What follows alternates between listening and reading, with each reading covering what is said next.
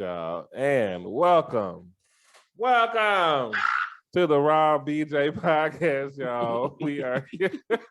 Get it together. Oh my God. We are here with another independent music moment. We are joined by the soulful, sultry singer, Mr. Hemingway. Hashtag we love him. We love him. HEM. That's right. We love him. Yeah. For y'all. For y'all. I popped that off at your event. That's when I hashtagged it for the first time. Okay, so you got to hit that little dance you did at the beginning. There you go. Hold on 1 second. I'm gonna do something, and I'm gonna point to you, and then I want you to do the dance. Okay. When the formula shortage ends. Every baby in North America. For y'all listening in one of the 14 countries, y'all head on over to YouTube so y'all can see this dance, y'all. When Black moms can stop breastfeeding again. Ooh, that was a good one. Let me put my bra back on. Okay. Scoop. Oh my God, Mr. Hemingway, thank you for being here. How are you? I'm absolutely amazing. That's great. We're happy that you're here. It's been a long time coming. No, for real. We have been anticipating this, honey. I just had kind of lurked around and waited till I saw y'all were doing a whole lot at the moment. I was like, let me go ahead and inbox them now. I'm gonna inbox them now. This is my moment. It seems like we did take a little break, but we're always doing something. Right. The last time we saw you though was at your video release party for your smash hit Dope Boy. How's things been going since then? We haven't heard much from you, but tearing the stage up, performing like crazy. Been busy. Yeah. That's really booked and busy. Booked and busy. I'm gonna say busy. We just now got to the book part. A bit busy, but we just not actually got to the book part. But I just been kind of like staying off the grid and out of the way because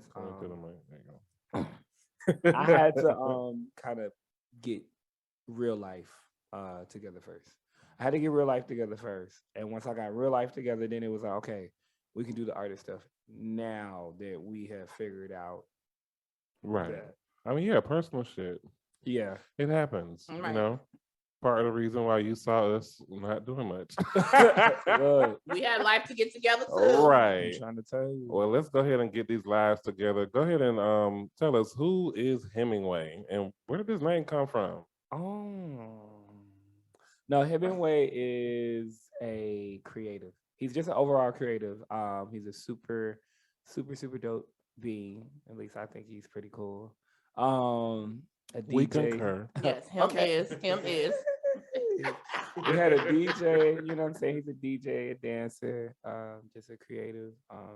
The name came from Ernest Hemingway, the writer. That was my theory. Yes. That was my theory, yes. Yes. My favorite writer one of my favorite writers is Ernest Hemingway. One of my favorite books is The Have and the Have-Nots. But I just enjoy his penmanship. I've always enjoyed Ernest Hemingway's penmanship. So that's where the name came from, because I pride myself in my pen. Right. So I wanted it to mean something to me, but not just so upfront.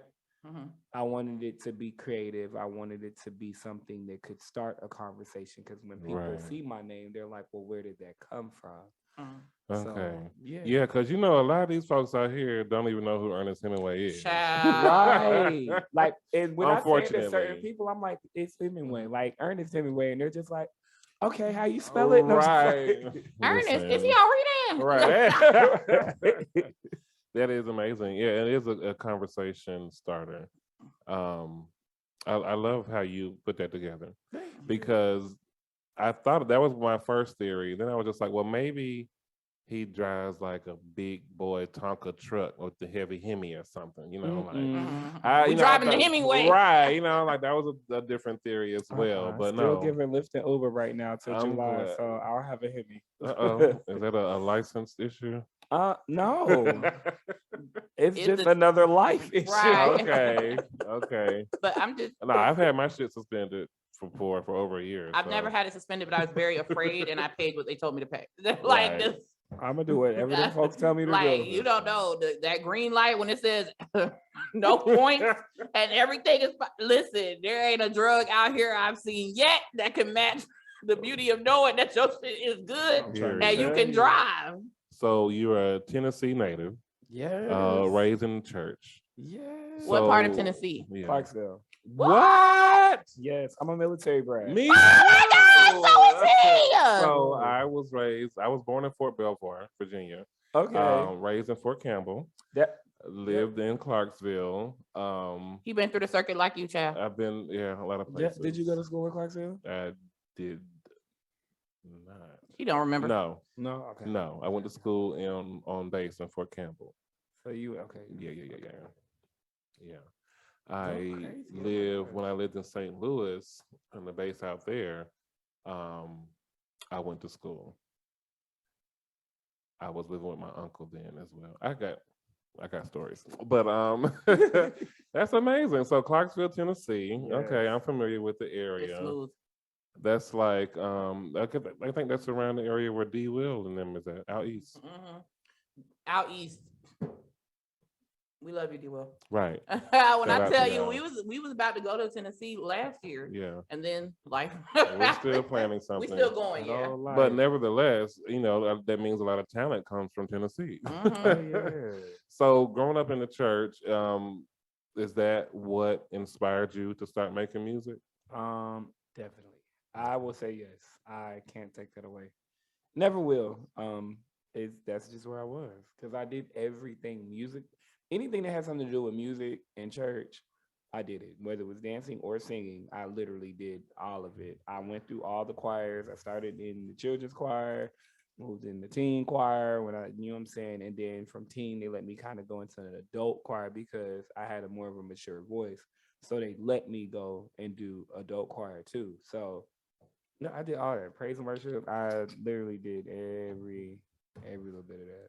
So I have a church question for you because I'm always curious about this part. When people are like, because I grew up in the church, right? Mm-hmm. Involuntarily. So right. I'm happy about parts of it now. But if you ask me about, never mind. So my problems had more to do with the people in the pew and not the people that were performing. Mm-hmm. So I just want to get that part out. But when you got into music, did you get into music because you volunteered to do it? Or were you one of those really energetic kids and they was like, he got to do something in church? We gonna put, because at my church, when I tell you all of the children with ADHD or any kind of issue where they could not focus, got put in performance, singing, waving those fucking flags up and down the usher board, the program folders on Saturday night, like they got put in like child labor started put to work. To fucking work. Yes. Listen, they put the full gospel Baptist at the time. They was the full workers, full time. Yes. And so I'm just wondering, did you always love music? And when they was doing tryouts, you was like, I got to do this? Or was the pastor like, the spirit is telling me that your energy can better be. I'm a PK. Oh, you didn't have a choice. Never mind. He didn't tell me that I had to. And then I was in like all the dance stuff. Like I was already in all the dance stuff, and that was voluntarily. And then when it just came to, I wanted to do it. I would like sit and watch, and I want to try it. I've always been the person like when I see stuff and it's interesting to me, I want to try it. So that's what I did, and I started to love it. I started to fall in love with it a little bit more. It was like a love-hate relationship though, because I was younger when I had to sing at my little brother's funeral. And that was involuntarily. Like my aunt's funeral, I volunteered. But like for my little brother's funeral, it was involuntarily. And I just wasn't in a space where I felt like I was ready for that. And I stopped singing for a while after that because once again, I was young and I did not want to associate my voice with every time something happened or like there was something detrimental happening in life.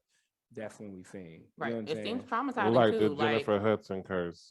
Every time somebody died, they called Jennifer Hudson to I'm like, why are you calling me for this? Like, unfortunately, that's the truth. But I've had it explained to me this way. We celebrate and we use our emotions backwards. We're supposed to cry when people are born and rejoice when they leave. And we do it backwards. We rejoice when the baby comes. We grieve and sorrow when someone leaves. And it's supposed to be the other way around, but I can't get my mind to go with that.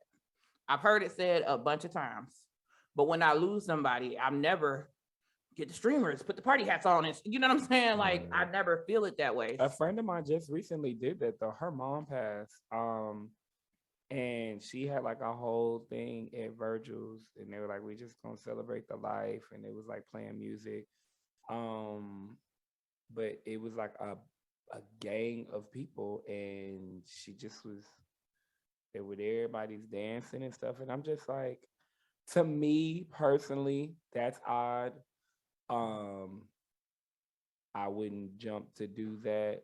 Like, but I can't even say I wouldn't jump to do that because when my dad died, I ended up DJing that night at the club because I was booked for it, and if I did not go, then they weren't going to have a DJ, meaning the person was going to have to cancel their event. And I felt bad. And they didn't want me to do it. They were like, I don't want you to come. Like, I just want you to stay at home. And I'm just like, the Christian in you wouldn't let it happen. That, and I didn't want to be at home by myself. Right. I just didn't want to be at home. I wanted to be somewhere where there's some kind of life like going on, because I know me, I shut down. Yeah.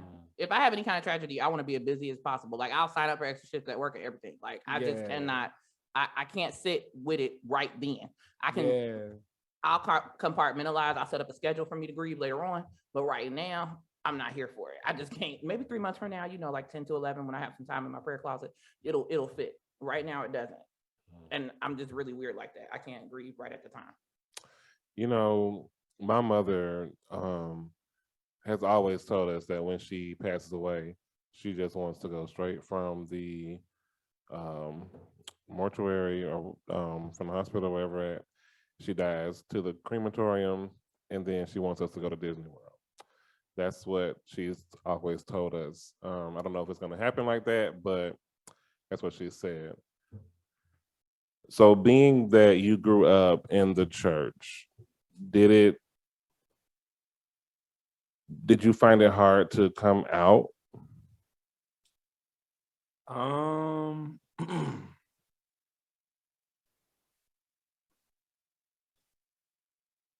At church, yes. Outside of church, no. Because at school, they knew. At church, it was different because that's where I grew up. And I grew up in the same church. So it was very much so everybody knows everybody. Right. Like, you know what I'm saying? Like, everybody's connected and all of those things. Like, we've grown up together. So that was a difficult thing to do. However, my first real relationship with a guy, I was 16. And we dated for like 2 years. He ended up moving like where we were, like at my mom's house. Like, it was crazy because he didn't have anywhere to go. My mom had already met him. She liked him. You know what I'm saying? And I was just like, you know what I'm saying? He needs somewhere to stay. Won't just for a little while. Had you come out to your parents at this point? I came out to my mom after, because we were in the same room. So it was like one of those things with me and him being in the same room. I felt like that was a conversation me and her we needed to have. I told her first. She ended up telling my stepdad. My stepdad ended up taking my door off the hinges of my room. Like, one morning, like, he just came in and all I heard was the drill. I woke up. That's all I heard. Like, I woke up, I looked like backwards, and he was taking the door off the hinges. Took the door off the hinge, so I didn't have a door. Then she convinced him to put it back, and then it was I couldn't lock the door. Like, I wasn't allowed to lock the door or anything like that. It was interesting. Like it was interesting. I wish I could find a journal. Like when I told my older brother I was gay, because we were at church and we were passing notes, and I was writing into my journal, and I like flipped it to him, and I told him, he flipped it back. And he was like, I already knew. Well, fuck. Right. So much for my surprise today. Yeah. Siblings especially. Yo, bro, I just wanted to let you know I'm coming out of the closet, Hoshana Nana. And then you handed to him. I would never forget it, because it's like, it was a whole like notebook. So I had to open it up. So I'm like, close it, I passed it to him. He closed it, passed it back, opened the bitch up. He was like, I know already. He was like, we'll talk about it later. And I'm just like, okay. Right. Whatever. Right. But your coming out story is so much brighter than other people's story. Oh no, because it sounds like it doesn't sound like it was headed down that path. It got really bad. Like after that happened, my stepdad made me a target. Yeah. No. Like from that point, I became a target, because you have to understand, he was a man's man. He was a man's man. So he was like, he does yard work, you know what I'm saying? He does all of that other stuff. Like he's just like, that's his archetype. And he was country. Like he was a country man's man. So he wasn't like the regular one. He was like the one that likes he does all his stuff himself, pull himself up by the bootstraps kind of guy. Right. He's that kind of guy. And he was very aggressive and abusive. And it went left really, really fast. And that's how I ended up moving with my real dad in Alabama. That's how I ended up in Birmingham, like for good, because like he started to put his hands on me. No, it happened a couple times. I almost ended up like in protective like custody, like of the city, like when kids have to go through like DHR and all that other stuff. Like I almost ended up in the custody like there, and wasn't able to stay with my mom. I was there away from her for like a week or two. But I wasn't allowed to go back home or anything like that. Like we had to be so far apart for the duration of that, or whatever the case might have been. It was just a lot. It was a lot, and it happened really, really fast. But it was just like, I knew it was coming. I knew it was coming, because all his kids were like track stars, and they played football and basketball. All the boys were boys. You know what I'm saying? Well, his definition. Right. Yeah, his definition of what you know what I'm saying, like of what a man or a young man should be. And I was the complete opposite. I started to do stuff like I did, like I ran the 4x4 in cross country. I started doing that because I'm like, okay, well, maybe that'll make him like me. I know damn well I did not want to do that. And nobody like, just, in my mind, nobody just chooses to run anywhere. Cross country. Like, what? Right. But when he found out, it was like, okay, now I can talk to you. Like, you know what I'm saying? Now we can have a conversation. But before then, like, he just wasn't with it. But once it turned and he started putting his hands on me, it was just like, I gotta go. Yeah. Well, I got a nosy question. Yeah. No, it's a nosy question, but like it goes with what we're talking about. I'm just wondering, whatever you like. What was your mom's stance on it? Because I'm gonna tell you this. Listen. Yeah. You haven't met my children, but let me tell you how things go with my children. I get mad at me if I yell at them. So what another person can't. It's the putting hands on. It's the putting hands on a child you didn't make for me. That is that part for me. Because, and not because they did something that was detrimental to their lives or could hurt somebody else. They didn't commit a crime. They didn't steal a car. They didn't vandalize your home, or you know what I'm saying? And even then, you know, still putting hands is extreme. For being born and loving who you love, that part. The abuse. I'm just trying to figure out where what was your mom's stance on it? Did she go get the drill and drill into his kneecaps? Did she go and grab the door off the hinges and beat him with it? Like, did she, you know what I'm saying? Did she react like Brittany would have? Yes. Or, you know, me, Jennifer Lopez and enough. I mean, you know, I'm in a better space now because I'm older. I'm in a better space to have this conversation now. However, And it just because I know how y'all like to tussle and share links and things of that nature. But my mom didn't react the way I thought she was gonna react. And it's not, I don't blame her. And I will never blame her. I will never say it's her fault. I will never say she did not defend me. I will say that she was just as scared as I was.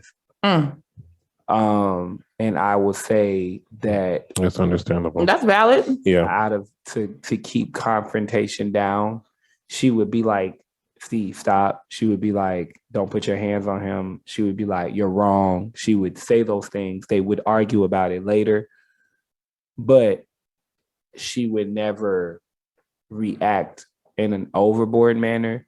And honestly, the way he was in regards to him being a loose cannon, I don't blame her now. Before, when I was younger, I was just like, you let him hit me. You know what I'm saying? I would be like, you let him hit me, like you really let him put his hands on me and you stayed with him. You know what I'm saying? Like, and you continued to let stuff happen, even with her. You know what I'm saying? He never put his hands, well, to my knowledge, he never put his hands on her. But yeah, like I don't blame her now, because I know with those kind of situations, you kind of have to be mindful because you don't know what could happen. You know what I'm saying? Like, you don't know. He could hit me and she could try to, you know what I'm saying, do something. He turn around and attack her. Right. You know what I'm saying? And then with me being as young as I was, the most I'd be able to do is grab a knife and stab him, because, you know what I'm saying, I was real good for picking up a knife. But okay. Period. Allegedly. Like, it was just like in those situations, though, it's like, what do you do? Right. Like what? And I'll say this, when it comes to abuse on any level, everybody says what they would do until they're the ones it would happen to. And I'll say this. Exactly. Abuse is a very unpredictable beast to navigate. You can play the scenario over in your head 50 different times and it could go those 50 different ways. There is no rhyme or reason to it because it's not your action. You're trying to predict and call for the operation of another person's mind. Facts. That's a scary ass place to be because he don't know what he's gonna do at all some of the time, you know. And I think she was. I would imagine that your mom is probably a shorter woman. No, your mom's tall. Yes. Okay. My girl's got height. Okay. She got hops. Right. My mom got height on her. Well, we've definitely learned a lot about you.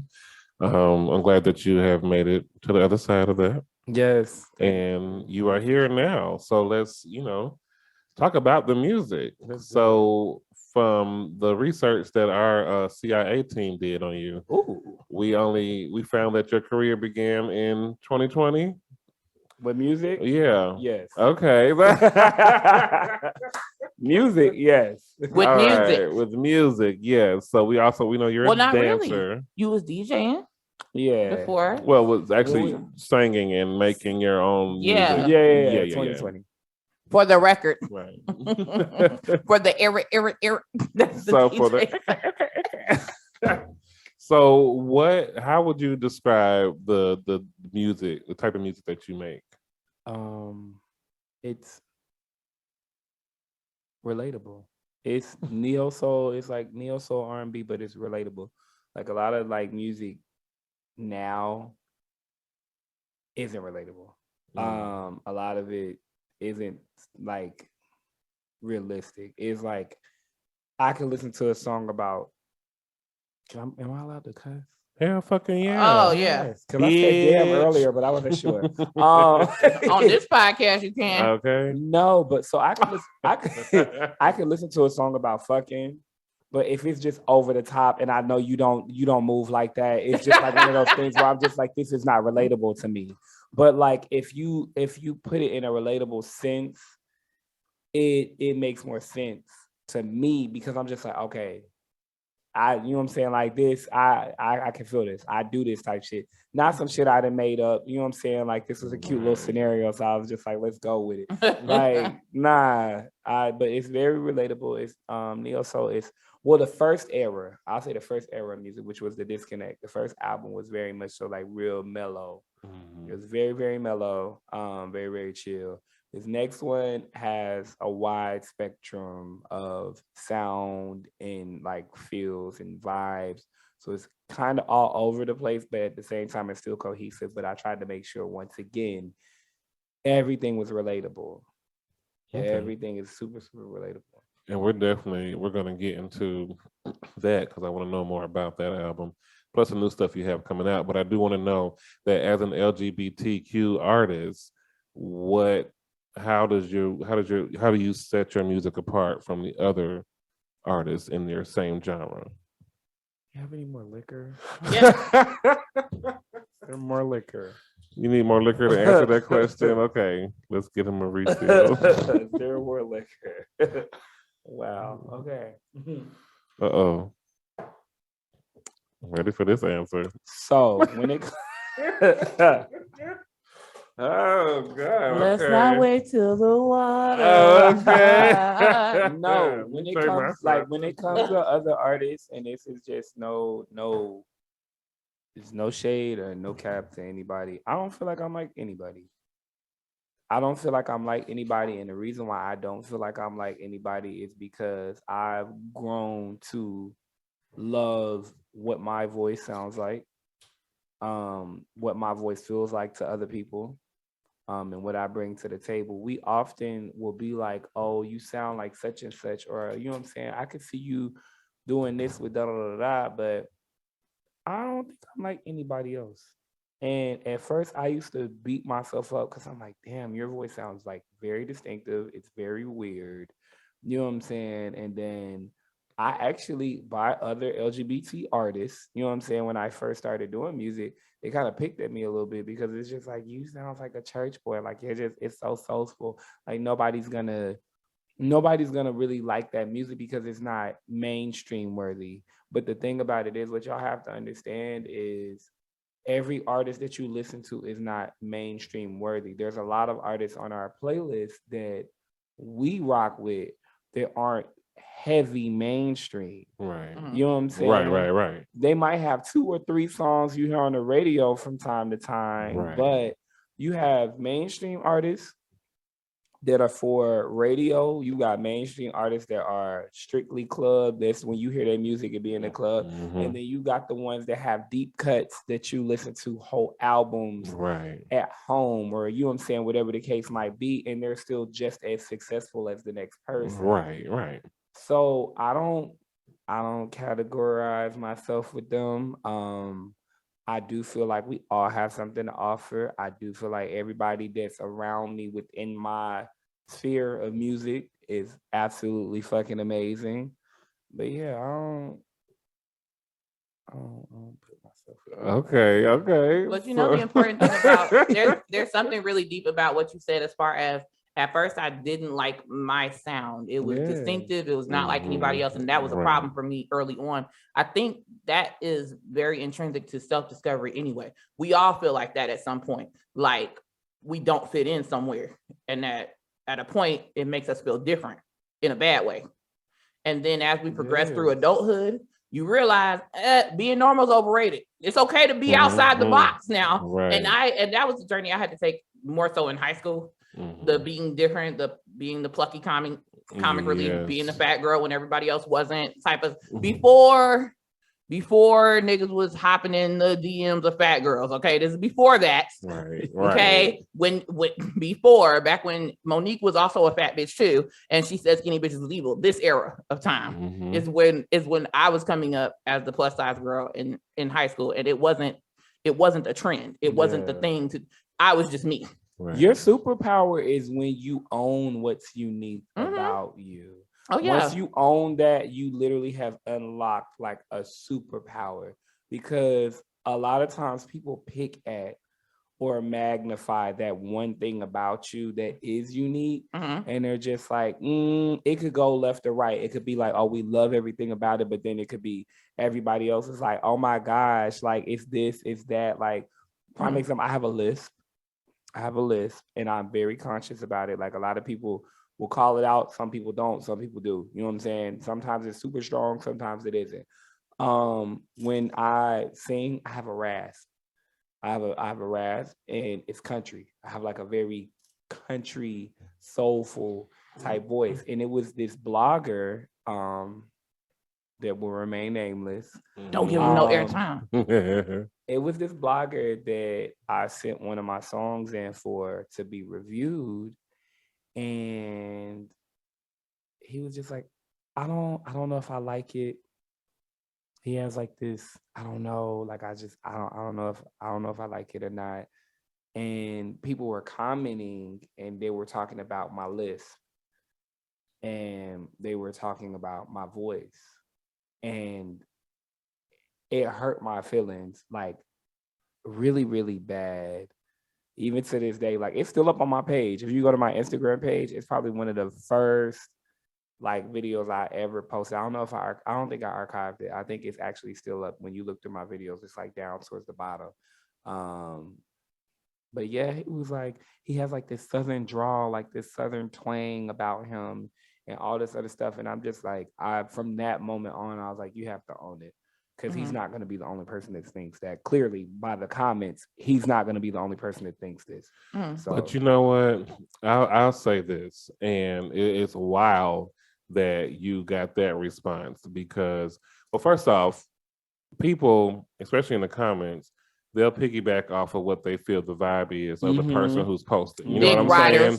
They'll be exactly dick writers. So that's the first thing. Secondly, that's what I love about your voice is that raspiness, that countryness when you sing. That's what makes your voice unique. That's what makes it different, and it's good. I like it. You know what I'm saying? And and I like it. And when we first started following you, I would always see your pictures and stuff in your posts, and I'd be like, oh my God, he's such a little cutie. When I heard you talk and I heard the list, I was like, oh, it's all the more endearing for me. Adorable. Like it's endearing to me. It is. I feel like it adds to the level of the genuineness and the humility and your personality. Do you know how many celebrities pay to get rid of a list once they get on, or pay to change whole accents change? They throw out everything about who they were before. And to me, it doesn't have to be that way. People who are super Southern and they change their accent so that they can be famous and go to Los Angeles, so they can be palatable to other areas. Right. And I just feel like, motherfucker, you gonna love me this way.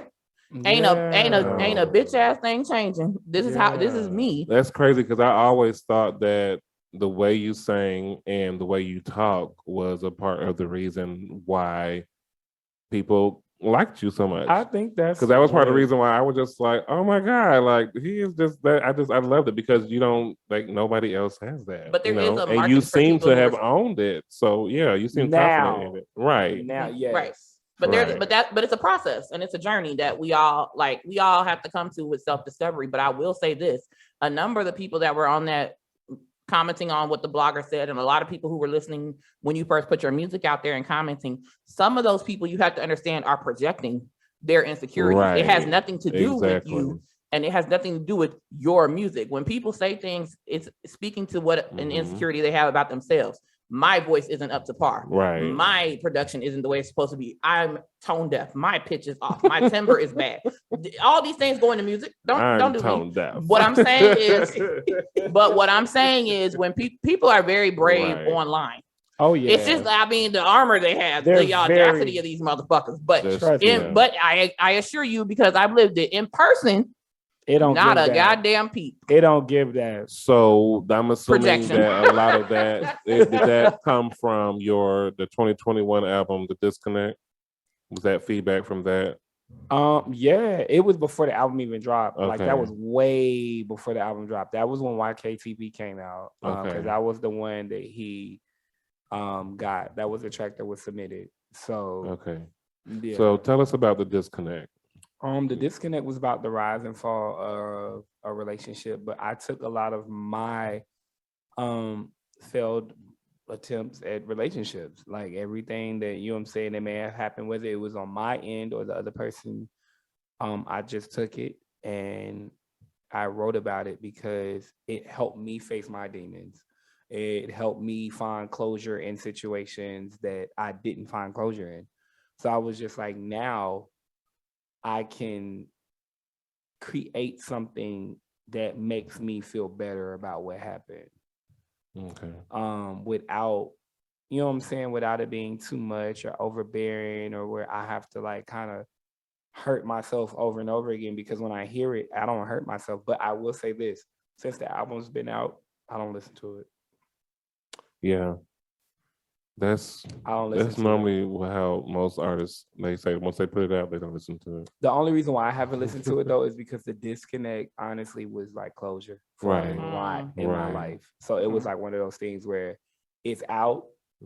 I'm not going to like wallow in that. So when you hear me perform anything from that project, it's normally GPS, because that's about love. Right. Charades, that's about love. You know what I'm saying? No call, no show. It's upbeat. You know what I'm saying? It's not like that. But as far as like anything else on that project, over like the last 5-6 months, I haven't performed any of those songs. Okay, which is why y'all not getting any of that here. Okay, everything we are playing from Hemingway tonight will be off of his new project coming up. Disclaimer: the Raw BJ podcast will be mirroring the same comments and feelings of Hemingway tonight. We will not be using any of the material that was aforementioned in the Disconnect album. Well, I mean, we can't. He didn't send it to us, so I said y'all none of that. I asked for GPS. He was like, "Can we?" The disclaimer said what the disclaimer said. But in exchange for GPS, we got 2 exclusives. Side effects include 2 exclusives that y'all were not. Right. So let's go ahead and let's jump into this first one, y'all. You probably have heard this song already. We know if you haven't, well, how fucking dare you? If you haven't, you're lying. Bryce and B Money. I mean, come on. Oh yes. Dope Boy featuring Ayo, Rashawn, and Bree. Yes, shout out to them. Tell us about this song. Was your back aching? And my bra too tight. Okay. Been there, honey. Been there. Let me pop this off real quick. Okay, pop it. What is that? The holster. It's like my purse, but it's not a purse. It's like my purse. Oh, okay. I like that. Yeah. Yes. Yes, okay. But Dope Boy was my first. That was my first 1-2 at trying to do a mainstream song. Dope Boy originally was supposed to be on the Industry Baby, Lil Nas X. It was supposed to be on the Industry Baby beat, and it was just supposed to be a freestyle. I literally was going to do one verse. It was going to be over the beat. I was going to drop it. That was supposed to be it. Right. I was up. It was like 2-3 o'clock in the morning one night. I'm just like going through beats, like a catalog of stuff, and I'm just like, I found a beat. I started doing the freestyle. I was just like, wait a second. I said, I like this, but I'm not going to be able to do this by myself. And I hit Ayo Rashawn. It's like 2-3 o'clock in the morning. I said, bro, listen to this real quick. Mm-hmm. I played it for him on FaceTime. I rapped it. I was like, how you feel about this? He's like, hey, that shit hard. I was like, I want to go to the studio. He was like, when? I said, tomorrow. Okay. So we got up early that morning, like 10 o'clock. We went to Birmingham, Alabama. Because that's where my producer, my engineer, that's where he's actually at. So whenever I record, I go home. And Bree drove. So we're putting the song together in the car. Birmingham's like 2 hours away. We're literally putting the rest of the track together in the car. And we got there, and I just was like, there's an empty space in the song, and I don't know what to do with it. So I'm sitting there. Ayo Rashawn's doing his verse. He's recording. I'm just like, I said, okay. I think I got something. I said, Bree, I need you for like 2 seconds. And she was like, what you want me to do? I was like, I need you to go in here. I said, I need you to repeat everything that I'm about to say. I'm going to run you a reference. I need you to do it. And she's like, I don't want to sound crazy. I said, you're not going to sound crazy. We're going to tweak it. We got auto-tune and everything else up here. I promise you, you're not going to sound crazy. Right. I got in the booth. The part that she did, I ran it, and then I put her in the booth. It was one and done. She did it one time. He dubbed it like a couple of times for her. Went in, altered it, and yeah, that was Dope Boy. But Dope Boy literally, that was that one track I just wanted to address everything. So pretty much what I was down about on the disconnect, that was like me addressing everything in a more upbeat, I'm over it now type situation. Okay. Yeah. Well, let's jump into it because this is my jam, y'all. Go ahead and introduce the song. Yes, without further ado, Dope Boy feature A.R.A. Sean and Bree.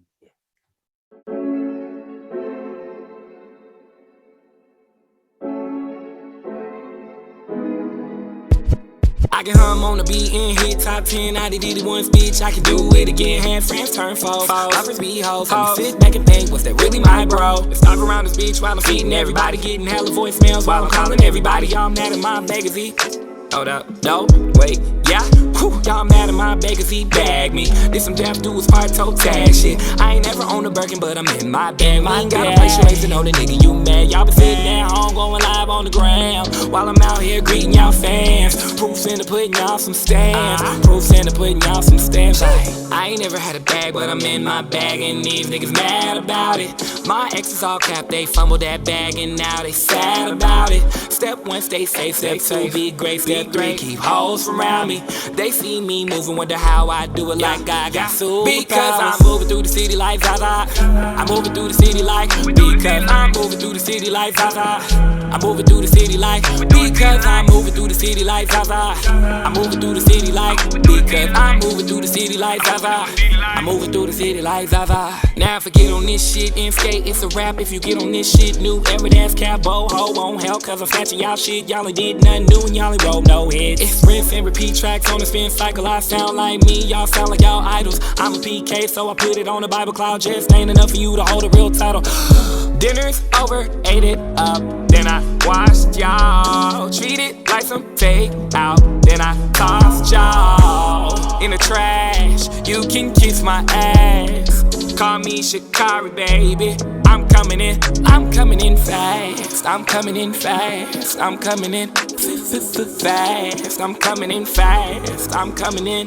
Look, this ain't no race, but it's giving 360. You should run for cover, it's giving real missy. I do not throw shots because I don't waste liquor. I'm taking this jab because my dick is bigger. Because I'm moving through the city like Zaza. I'm moving through the city like, because I'm moving through the city like Zaza. I'm moving through the city like, because I'm moving through the city like Zaza. I'm moving through the city like, because I'm moving through the city like Zaza. I'm moving through the city like Zaza.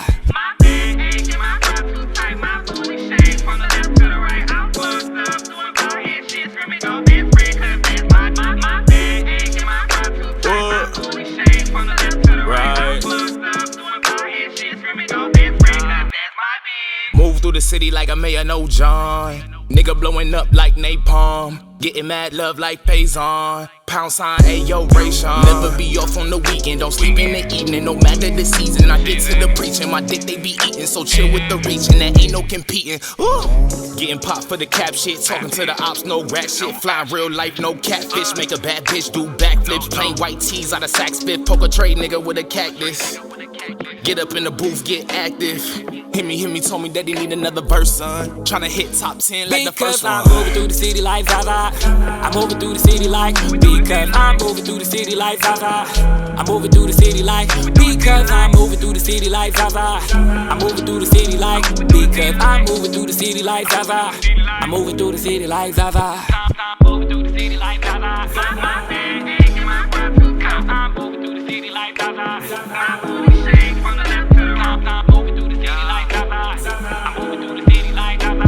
I'm moving through the city like Zaza.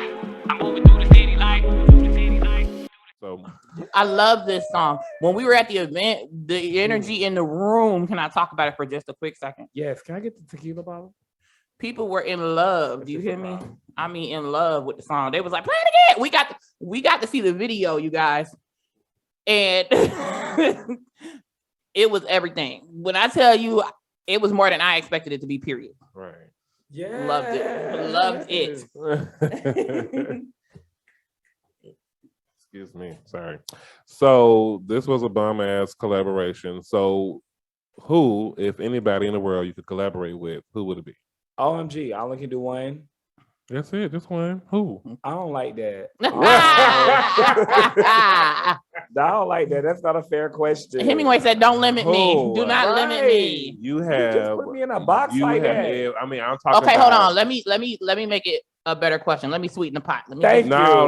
No, let her sweeten the pot. This ain't that. The pot is sweet already. Uh-uh. Trust me. This is the problem with being an ally in the community. Every time you Once- try to sweeten something, they like, it's sweet enough, bitch. Leave it alone. Once I stepped in the kitchen, the pot was sweet. Uh-uh. Who? You got one choice out of anybody, like just one person. You be like, okay, that's the one, and then she can sweeten the pot. I want to know who you gonna choose. Like if just for my just one, Just one. T-Pain. Okay. Now sweeten the pot. Okay, dead or alive. Ooh, dead or alive. Wait, dead or alive? What you mean? If you could, Pick just one. because dead or I alive. have somebody I would collaborate with on a song and on an album, but that person is no longer here. But if I could go back in time and get them, we would turn 2022 the fuck out. Everybody I want to collaborate with is alive right now. Oh, okay. See, I'm doing a comedy album, so I was gonna go back and get Lucy. Oh, that So would've been I was crazy. just, Yeah, everybody I want to collaborate with right now is alive. Okay. And I'm in their DMs. Period. and I wouldn't have turned down a track with Biggie either. Like, it's just so many people I could like for my vibe. I could see them. Right. Cause I'm an old soul, so those souls are gone. So I could see Yeah. myself going backwards. But T-Pain is like one of like T-Pain and Anthony Hamilton and Keon Dixon. I can see that. And Victoria Monet. I can't leave her out. Just because I love Victoria Monet's penmanship. Can I add another person that I don't know that you considered at all? I might have. Throw it to me because I got a list in my book bag. I'm just saying the way you put stuff together in the neo soul and Most Def, really? I could do You most do- Def. I just that I could do. I was thinking Marsha Ambrosia. I could do a Marsha. I definitely see you and Most Def just kicking back and talking after Yeah. the What's my studio. girl's name? And I would do Kendrick. yeah, Kendrick. I feel like I could do something with Kendrick. I think you she could. sings a song. Now you wanna try to come back? No. Who's that? I forget her name. As soon as I think of it, she's a really good neo soul type. I think you and her. And would I also fuck think it you and together. India Ari could do some things too. Down. For Yes. a fact. Yes. And you know. I know this is probably like the other end of the spectrum, and y'all probably like, what the hell? However, I really would like to do a collab with Lady London. Yeah, like the rapper. I would love to do a collab with Lady London just because I know she's like, as far as her penmanship, she really pops her shit. That's a fact. She really, really pops her shit. And I feel like a deep cut with her, I feel like that would be so dope. I think you could do that. Lady London, Lady Leisure, all that. Yes. Because Leisure is not playing either. Leisure does not- let me. Leisure does not The fuck name is around. misleading. There is nothing leisure about it. It's Right. serious. Leisure does as not fuck. fuck around at all. So you've been performing a lot. Yes. Where About to have you die. performed? Where have you been performing, and what's your favorite venue? My favorite, Ooh.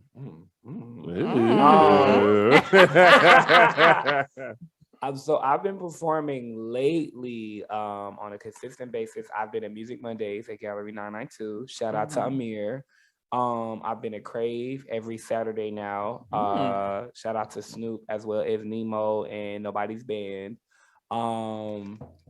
And those are the two places I've been consistently, like every week. I just literally got booked by I want to say New Orleans Daiquiri and something. It's a restaurant here, but I went and I performed last week, and they want to get me back like just every week now. So That's awesome. y'all will Okay. see me Monday, Friday, and Saturday. I'm outside. Booked and busy. We're gonna have to come to one of those shows. And about to be booked and busy with beignets, apparently, because Look, no, but my favorite, I want to say my favorite venue so far performing.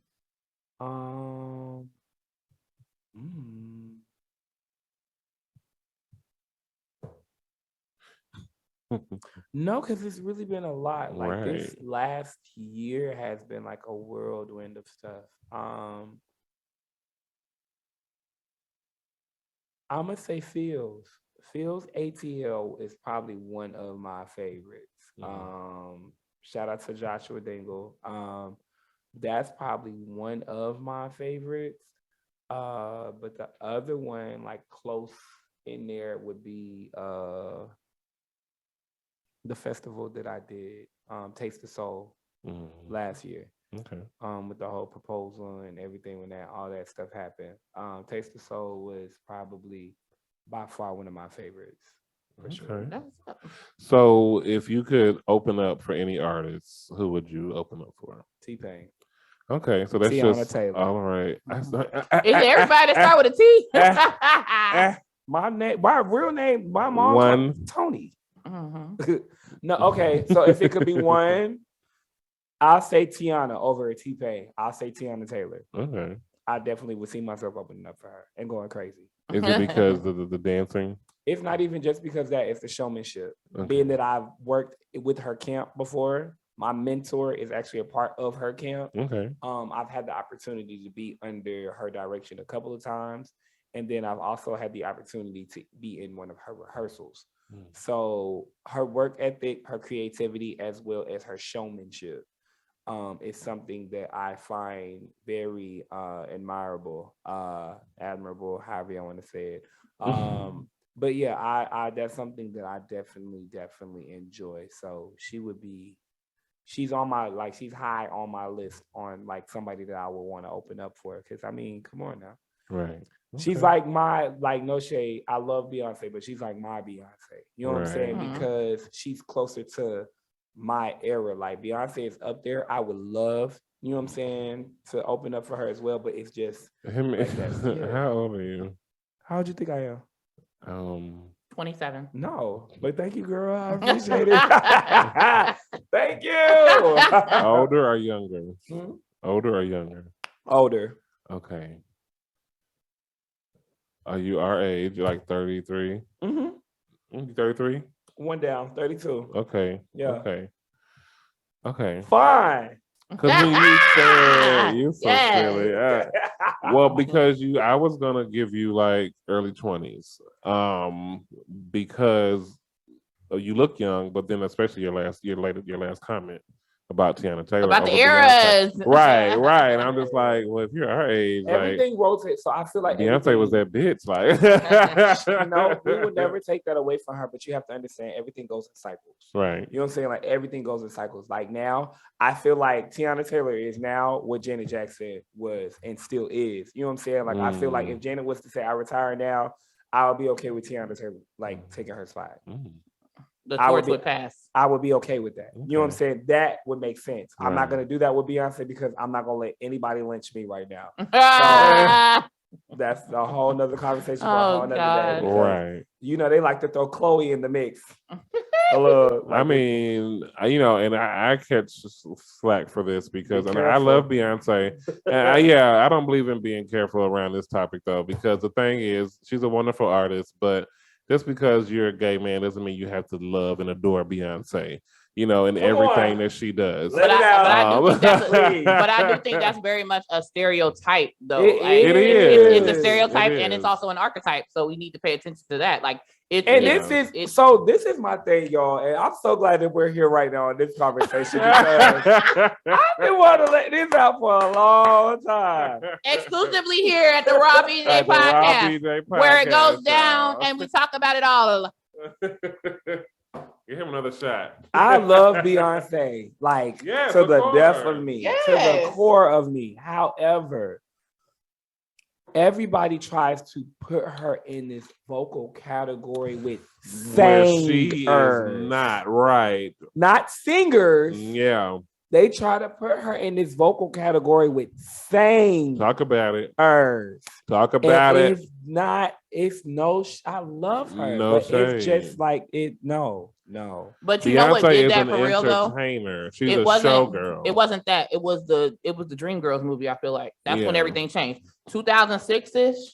is when people started doing the comparisons. We wasn't seeing all this comparison when she first separated from Destiny's Child. It was when they had that fake war in everybody's mind between her and Jennifer. Right. After that happened, that's when I feel like it became something bigger than it was supposed to be. It was just supposed to be a movie with these. You don't see Anika out there. Woo! You know what I'm saying? Anika got her money. And got the fuck on. This is the thing, like, and don't get me wrong, Beyonce has a nice voice. Absolutely. You know what I'm saying? Amazing voice. Ever since she was a kid. Yeah. And she can definitely sing, but she's not a powerhouse vocalist. She's not a Jennifer Hudson. And I feel like that's where the beef came from, because it was so evident that their vocal range was in two totally different categories. But once again, we also have to, like, what I hate is social media has conditioned us to put people against people. Right. And that's something that I absolutely hate about social media now, because it's just like a new girl could come out and they be like, oh, but she'll never be Beyonce. Right. And I'm just like, exactly. She didn't want But that may not have ever been her intention. Right. That may not have ever been that the girl goal. was never trying to do that. The goal was probably just to be Josephine or whatever the fuck her name is. What I'm saying is that she was trying to be a Christina Aguilera, and y'all slanging this girl over here talking about Beyonce. That's what I hated. Even with Chloe. I agree, because I'm just like, y'all automatically was like, oh, because she came up under Beyonce with, oh, she trying to be the next Beyonce. Oh, she finna be the next Beyonce. I'm like, why y'all can't just let her be Chloe? Right. But I feel like that's really more of the media machine. Yes. The monster taking over. I have two very unpopular opinions. Let's give them both to us. I would love to hear those. Take the first shot before you hear this. The first one is that if Beyonce was looking for her replacement, Chloe ain't it. Okay. And that's just my opinion. Why do you say that, She has nothing. She's Beyonce-esque, but she doesn't have that vibe, that innocence that Beyonce had from even when she did Naughty Girl or Baby Boy. There was still a level of innocence to it, in my opinion. And that's and I'm in my opinion. I'm here for it. But hold on. Okay. Second unpopular opinion is that Kelly Rowland has always been the better singer in Destiny's Child. And it's the walk-off for me, child. It's the walk-off for me. She has always come back, Hemi. He's like, I'm not going down on this sinking ship. She's always been the better singer, and her vocal, she has a higher vocal range than Beyonce. I just want to know who want to argue about it. Nobody. They shouldn't want to. Nobody wants to argue about it, because what they don't understand is I don't care if you was in a group. I don't care what it is. Talent is talent. And Kelly Rowland has always had undeniable talent. You cannot take that away from that girl. But because she was in the shadows of somebody else that was the lead of the group, they did not give that girl her flowers the way that they were supposed to give her flowers. But I say that only because, and that goes back to the Dreamgirls thing, and then we're going to hop off Beyonce's dick and get back on to Hemi, which is the reason why we're here. Right. Get back on my dick. We're going to get back on Hemi's dick. But I only say that because people act like that there was just, instead of the outside of the old school girls, and when I say old school girls, I mean in that time when Beyonce was coming up as that bitch, the old school girls were fading out. The Whitneys, the Mariahs, you know what I'm saying? And until Jennifer Hudson came and upstaged her vocally in Dreamgirls, let some people tell it, you know what I'm saying? But that was her role. That was the movie. That was, yeah. People act like they had never heard anyone in Beyonce's age range that could sing better than her. But it was, I don't feel like it was that. I feel like Beyonce was just an entertainer, and she was very entertaining. So she had a niche about her when she came out, because the other girls weren't doing that. Right. And if they were doing that, they couldn't sing.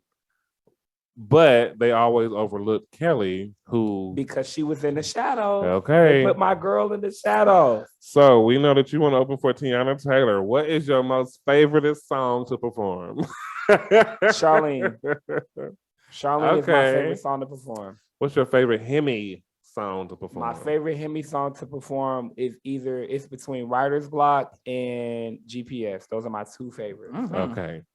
So the new album is rendering some new favors, but I haven't performed. come on, Stegway. Tell us about your new project. Hair tuck, y'all. Well, now that you mention it. Now that you mention we're it, here. tell us about your new project you got coming out. HOETEL. That's HOETEL. Yes. Heartbreak. HOETEL Heartbreak. Ooh, that's Ooh. right. Copyright infringement. HOETEL Okay. Heartbreak. I spelled it where the girls wouldn't get me. I'm gonna have some Crunch Toast Cinnamon later on. Right.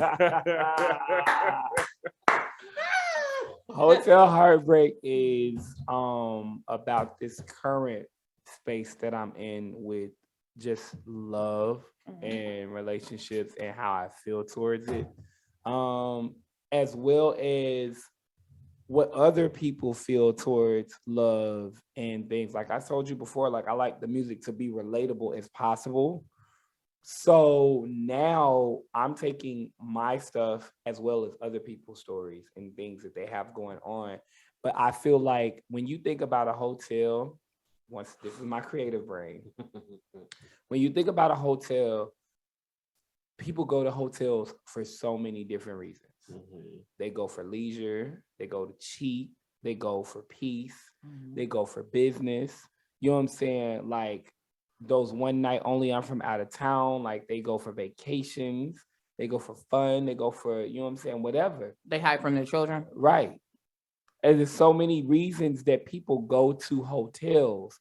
So the reason why I call it HOETEL Heartbreak is because these are the reasons why we step away from our lovers, our friends, whatever, and we seek peace, and we're seeking it there. But these are like the different storylines of why we're seeking it there. Okay. Yeah. Okay. So when is the album due? Pre-order July 24th. I like to keep everything around my birthday. The album will drop on August the 1st. Okay. So pre-order start July 24th, and then the album will actually drop on July the 1st. When is your birthday? July the 24th. Okay. You said around. So right. That You said motherfuckers around. It was around right. there, but not there. No, because I dropped it on my birthday last year. I know, Okay, but don't be okay. trying to Uber give us your birthday. Are you All around or are right. you outside? Right here, outside. Because, yeah. Okay. So you speak a lot about love and heartbreak in your music. Okay. Are you currently single? Very. Okay. Okay. Ew. So are you looking for a relationship? Looking to be involved? Honestly, no. Okay. I am, but I'm not. And the reason why I say that is because I'm in a transition. I just moved. You know what I'm saying? I saw. Congratulations. Yes. Y'all wait for that cover. Ari Lennox, new apartment. Listen. I'm gonna be doing it in my underwear and some socks. I just got a new apartment. Oh, that's my jam. It's my own, so I can start shit. Okay. Hello. Okay. So if you, or when you do, or when you finish your transition, what does Hemi have a type? Hemi. Here on the Raw BJ, we like to play love games. Wow. Pull up, y'all. Hemi's going to tell y'all what he likes. Run. Okay. All aboard. Come on, sister. If you wanna be somebody. Hey, if you wanna go somewhere. When she randomly did that, I said, girl, that's all you can come up with. All I can think about is that white girl. She was like, listen, she was like, she was like, I don't know, Mary. Okay. Girl, what? That's literally all you can come up with. Child, that shit was so funny. So what is Hemi's type? What is Hemingway's type? Apparently someone who knows Sister Act. Okay. Now, Got to. Down in the valley where the girls get naked. child, that's a different kind of sister that act. Hello. I like men. No, just playing. No, I've gotten to the point now where I really like to have somebody that's just as supportive as me. They don't have to be supportive in the sense of I gotta give, but even just showing face or just telling me good luck tonight. You know what I'm saying? But that is giving in Right. a different It's way, giving- but it's it's giving giving in a different support. way. It's giving Right. backing. It's giving confirmation. Very much Right. so. Words of But I want affirmation. somebody that like meets me on a 50-50 playing field. Like I don't, being that I'm a giver, which is weird because everybody be like, oh, you a Leo. And I'm just like, yeah, but y'all have to understand, like I watched my mom give so much that she kind of put that in me. So it's just like when I'm in a relationship, you got it.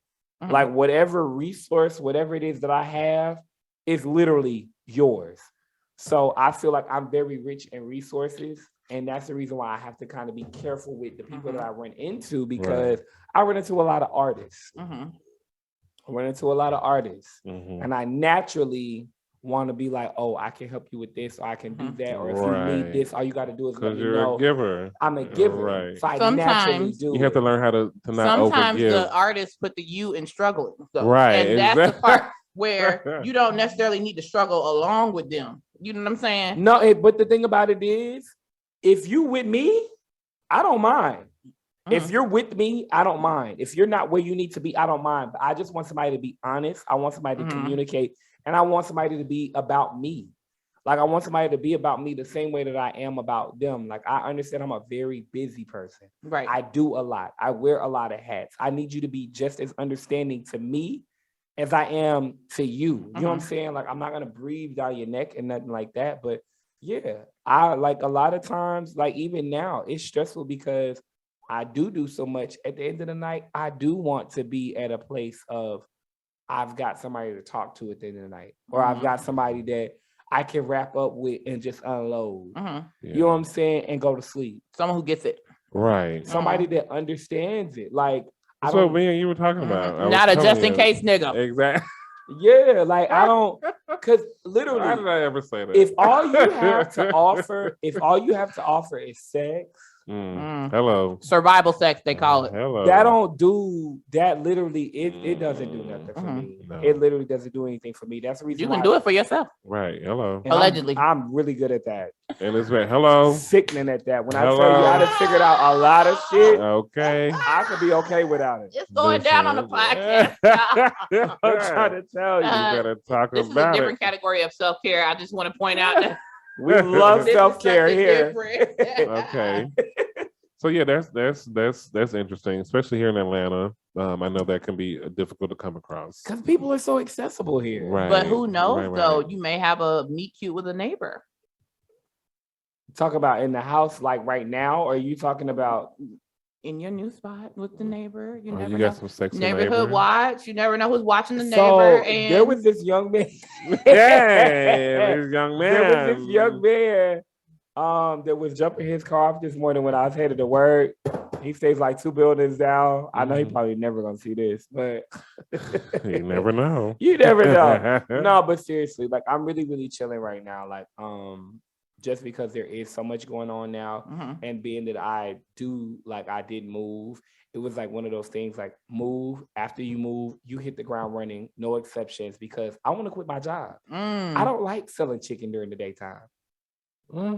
It's really more of a nighttime job. I agree with you. I mean, but at the place that you're at, though. Right. No, I love them to death. Shout out to the bando, but it's just like Yes, bando. We love shout out to the bando. We need some of them chicken you. wings. Know we love it chicken in wings, the chicken bando. I would just like me personally. I know I can work a 9 to 5, but I'm not for a 9 to 5. Right. No, I'm the same way. I agree. It's the aspiration and what you Yeah. want to be able to do. And I feel like I really commend people who are working towards it and still going to work. There's a different level of Because I gotta commitment. fund the shit. I gotta pay for Right. dancers, all this Period. other stuff. Like that's a lot. Okay. That's a whole lot. So, do you have a physical type? I like I like Long and hard. Hello. No, cause see, I'm like I'm sorry, I'm projecting. Go ahead. look. I'm making it. I'm giving you my qualities and stuff that I'm sorry. I'm sorry. No, cause So, I have this, it's a thing that I don't know where it came from. Okay. Short. short. Well, I mean, you're not that tall. I'm 5'11". Right. I mean, I'm Yeah. 6'5", so I you're mean, little like- to me.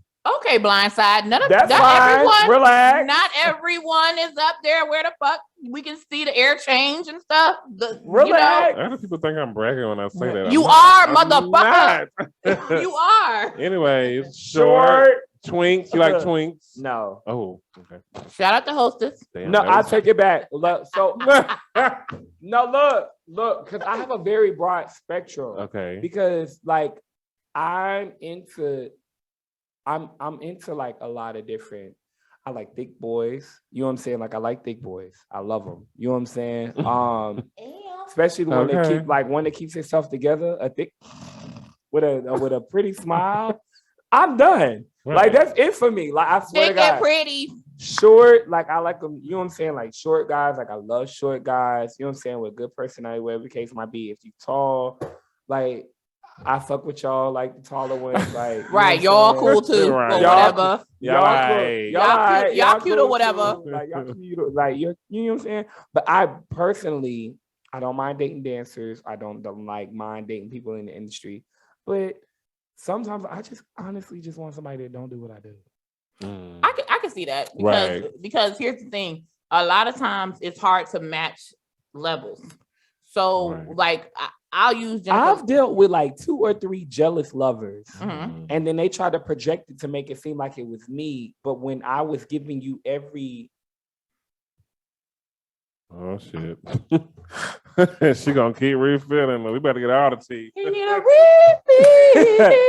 but no, like when it came to like, this is the thing. Anybody that personally knows me knows that once I'm in your corner, I'm in your corner. So I'm gonna give you every bit of me. Mhm. I give it to you for the low. I give it to you for free. You know what I'm saying? I give it for cheap, like whatever. I give it to you though. And I try to give it as much as I possibly can. But one thing I can say is I've literally never met anybody that matched that energy for me. Mhm. Wow. Never. I've never met one person. But aside from that, I've never met anybody that's matched that energy for me. Mhm. And that's the one thing that bothers me with dating people within the industry, because I'm just like, if I'm giving you all of this, I need some in return. And I'm not talking about a pat on the back. I'm not telling, like, not you telling me my song is like cute or that was, you know what I'm saying, your little song was nice or whatever the case might be. I'm not talking about you pop it at a show here and there. I'm not talking about like none of that. I'm talking about like I need you to physically be there helping me the same way that I put energy into you. Because anybody, whether it's a friend, a business partner, a lover, nobody could ever say that I slack. Mhm. Nobody. Like nobody could ever say that I slack. I could post this video right now and nobody could go into the comments now and say that I slack. Mhm. Because I always stand 10 toes down for everybody. I want that same energy in return. I totally agree. Because I want that same energy I in can return. tell you right now, every ex that I've ever had, if you go back and ask them, they'll say that the fuck up was their fault. Because when I love hard, and I'm all in. Right. I mean, all in. If there's something that you need help with, I will figure out a way to help you with it. But the problem that I found in doing that is that the problem I found in doing that is that I was in a way hindering people because some of those people are users. Mhm. So you can't help everybody get to a level because they don't care to rise. Y'all gotta Everybody understand where I doesn't care to came rise. from, though. It goes back to my mother. Shout out to D. It's Yeah. her fault because I literally, I literally. Shout out to D with the generosity. I'm trying to tell you, I literally have let people fuck me over, and I still stay in a corner. I Mhm. still love on these people. I still support them. And in my brain, I'm just like, you ain't did nothing right by me. Like in my brain, I'm like, you've done nothing good by. It's plenty of these artists within the LGBT community that don't fuck with me for whatever reason. They have their feelings and you know what I'm saying? Like they're reserved towards me. I've bought all their music. I can pull it up right now. It's in my downloads. I still spin their stuff. It's still in my playlist. I still suggest them to other people. So a lot of these gigs that they get when random people pop up in their inboxes because I literally sent them to their inboxes. Message. Like it's us a lot of people that don't like they don't feel like they fuck with me or they're trying to be allies to other people and I'm still sending people their way. I don't shade nobody.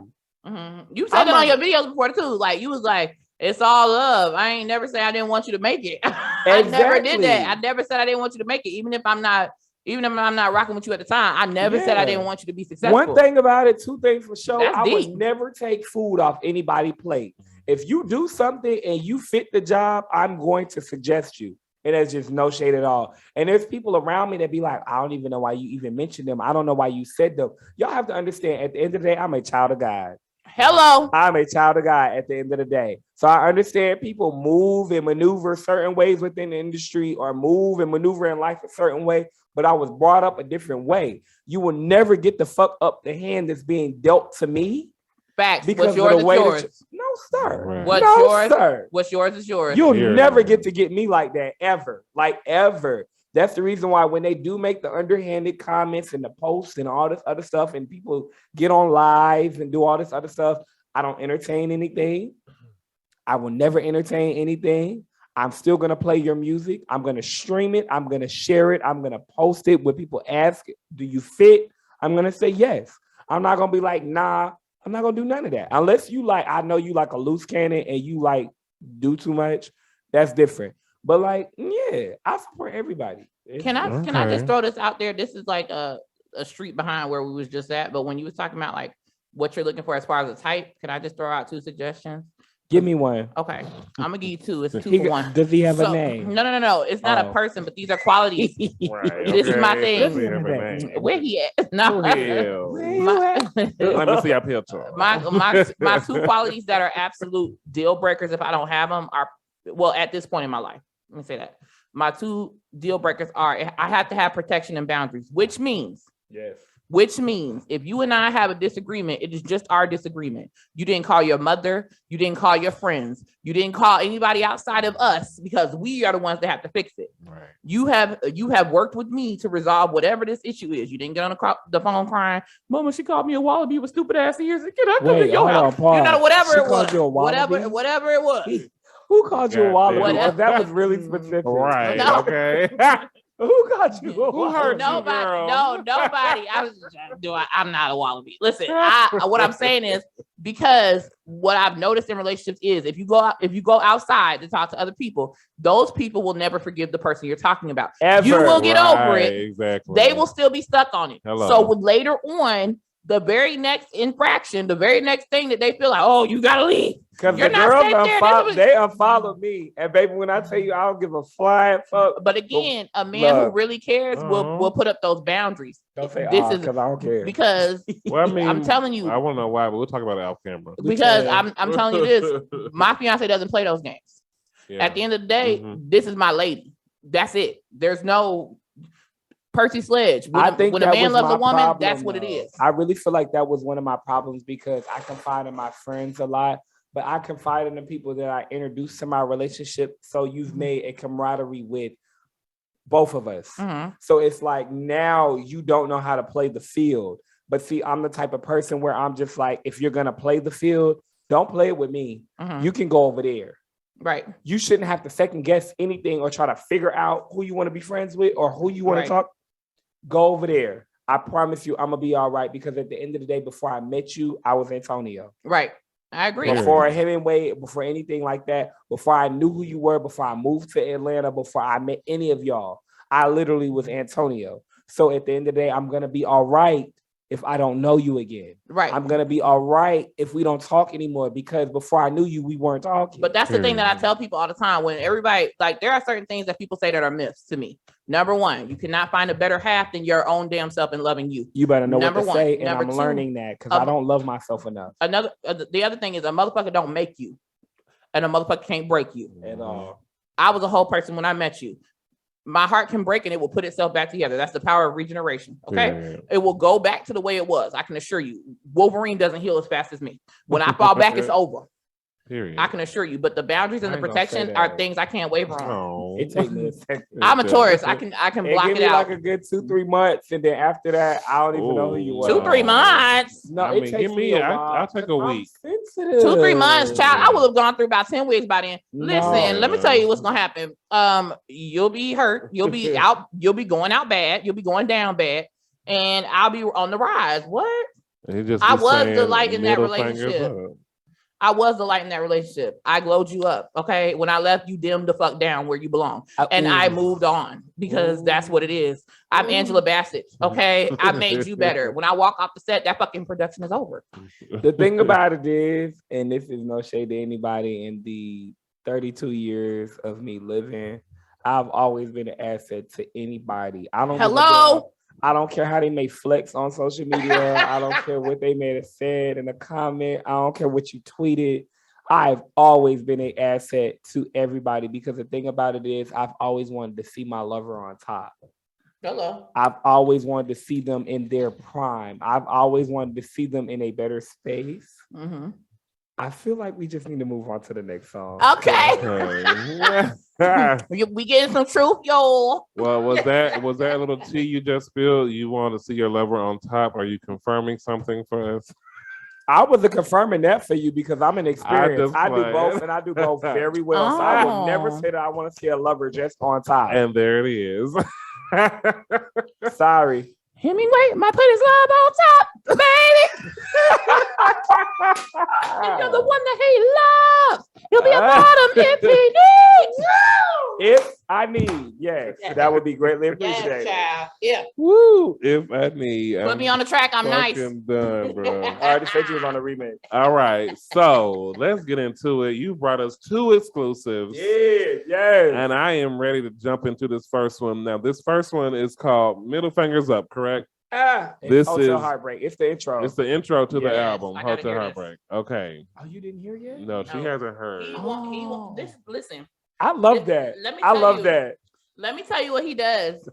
Because my reactions are just my reactions, and I cannot make a first reaction over again. So he holds the songs for me, and then he plays them, and then I get the reaction. I love that. Authentically for the first time. That. And then also, I'm very indecisive. So where she'll hear the song one time, I'll know right away, and she'll hear every single lyric. She'll hear she'll hear everything and process it the first time. Mm-hmm. I have to listen 3 or 4 times to first off know if I like it, and then secondly, then I'll go back and I'll catch the melody. And then I'll go back and catch the lyrics. Don't pour nothing else in that cup. This is the last one. See this one. Don't pour nothing else after this. I'm like 6 shots. I'm like, that's what I'm like. She's gonna pour him up. Me. This is the big dog right here. She drank. I don't get drunk like everybody else. It takes me so much longer than y'all. Well, we could actually go out, but let's wait till my birthday because this is like birthday. We can go out. I'll throw you on my back and take you home if you need me to. Like, we can go. I just throw him on my back and take him home. And y'all heard her say this today because as soon as I do this, I just need you to know that I need to be on your back. Listen, to my fiance, if you see a picture on social media of somebody on my back, it is Hemingway. It is completely platonic. I'm like, y'all, it was a very long night. Yeah. We enjoyed it. Because my fiance will show up like that Tyler Perry movie. I'm just taking him to chemo. Right. Please. Somebody grab my legs and somebody grab my arms. Listen. Oh, God. So fucking gone. You remember when Jill Scott opened that damn door? I remember. Yeah. And that man, mind you, Tiana Taylor did that on her last tour, and she had the guy slumped over in the chair, like with the back. Like he was in the wheelchair, but it was so funny because he just stood up and started dancing like halfway through the set. Her concept is everything. It was so she be funny. thinking out the box more than she really do. So go ahead and introduce the song. What was the inspiration behind this? Yes, Hotel Heartbreak was just like one of those moments where I was just like, this is our song. It wasn't just for me. Like this was our song. Hotel Heartbreak intro was for everybody that's been like through some kind of heartbreak and moved on from it and decided like, I've been stupid before. Mm-hmm. I've been stupid a couple of times before. And it's like one of those situations where you always go back and you be like, well, I love them. You know what I'm saying? I love them. I can disregard everything because I love you. But it was like that moment where you finally stand up and be like, I'm not going to disregard it anymore because it's not fair. Right. Like, that's like one of those moments where it's not fair to me anymore. And I honestly don't care how you make me look and on the back end of things. Because at the end of the day, the people that know me know me. Right. I have a prediction, but I'm gonna save it till I hear it. Okay. Well, go ahead and introduce it. Let's go. Without further ado, this is the Hotel Heartbreak intro.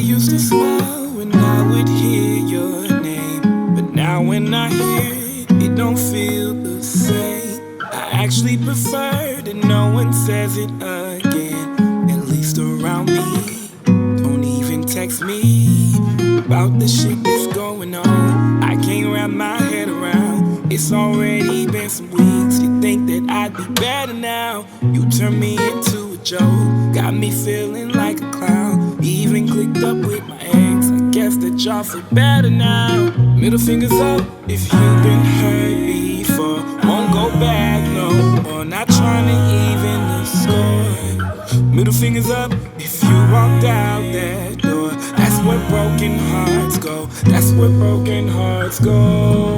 Middle fingers up if you've been hurt before. Won't go back no more. Not trying to even the score. Middle fingers up if you walked out that door. That's where broken hearts go. That's where broken hearts go. Go, go, go, go, go, go, go, go, go.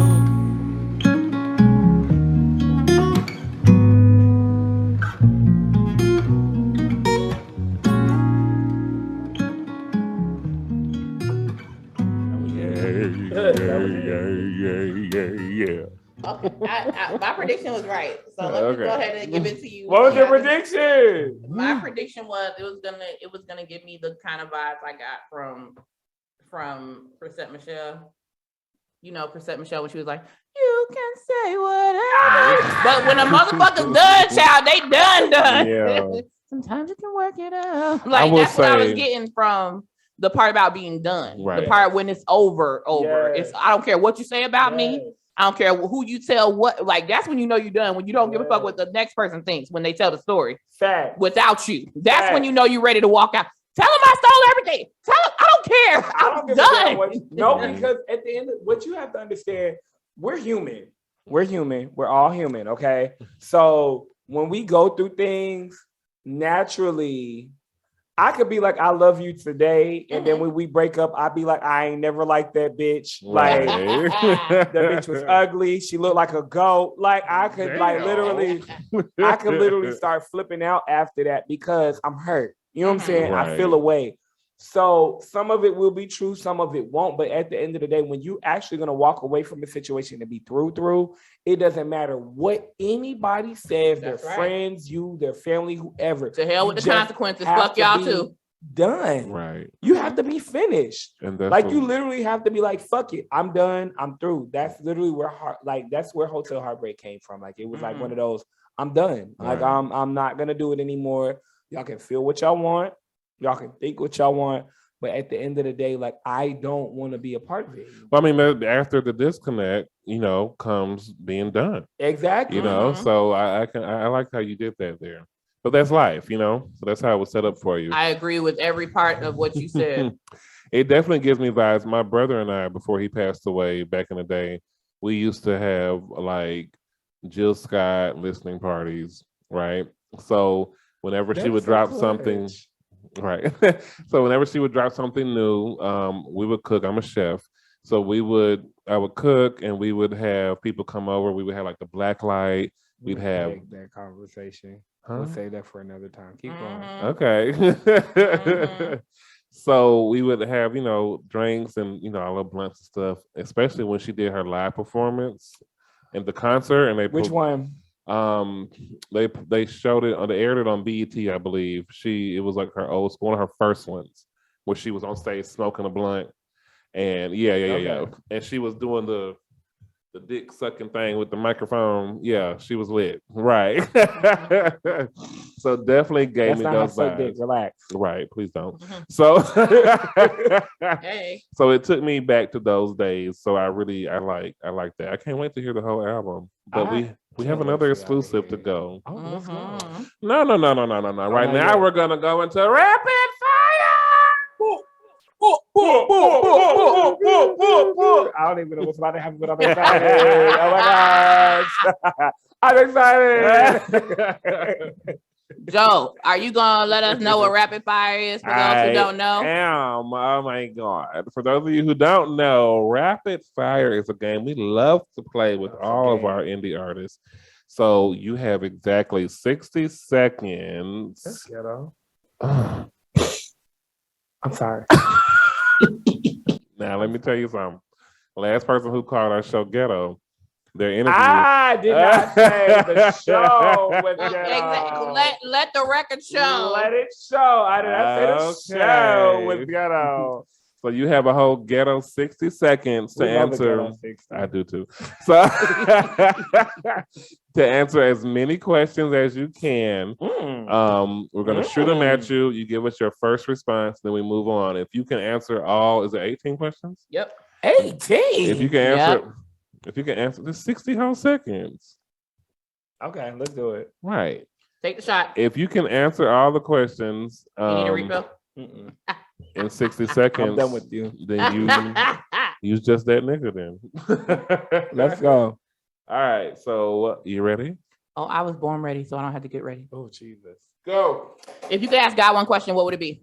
Why me? Would you sell your soul for anything? No. What if it was for the life of a child? No. Do you believe in magic? Yes. What is your dumbest purchase? A vibrator. What color best describes you? Red. Whose brain would you like to pick? Jesus. What do you do when you're by yourself? Next question. Favorite sex position? Missionary. How would you describe your perfect day? Sleep. What do you think about when you're alone in your car? Food. How would you describe the color green for a person who is blind and deaf? Grass. What song best describes your work ethic? Motivation. I mean, not motivation. Necessary by Baja Rodriguez. What is the most useless talent that you have? I don't know. Girl, I don't Grass! We're back to the Grass. grass! Back to We're grass. back to the Fucking fucking grass. Shout out Back to to Menino Green, but we're back to the fucking grass. Back to grass. What is up with y'all and this grass shit? Did y'all grow up watching Degrassi? Like, what is this? No. Okay, Why are let we me back tell to the you. grass? Most of it, especially the men, they answer these particular 4 questions the same way. Grass, motherfucking grass. I'm gonna say 3 questions. 4th, because you're the second one to say grass. Anyway, the person is both blind and deaf. Blind and deaf. Grass. No, I'm still gonna say grass, sir. they're They blind. won't know what green is if you tell them grass. But I'm pretty sure they ain't been deaf all and blind their whole life. Congenitally, from birth. Deaf and blind. Helen That Keller, wasn't deaf in the, and that blind. was not in the. That was. Give me the rest of the questions because I want the rest of them. Hold on, we're gonna see. But What's the there's rest of the 3 questions. First off, the Grass. what do you do when you're alone? All the men say jacking off.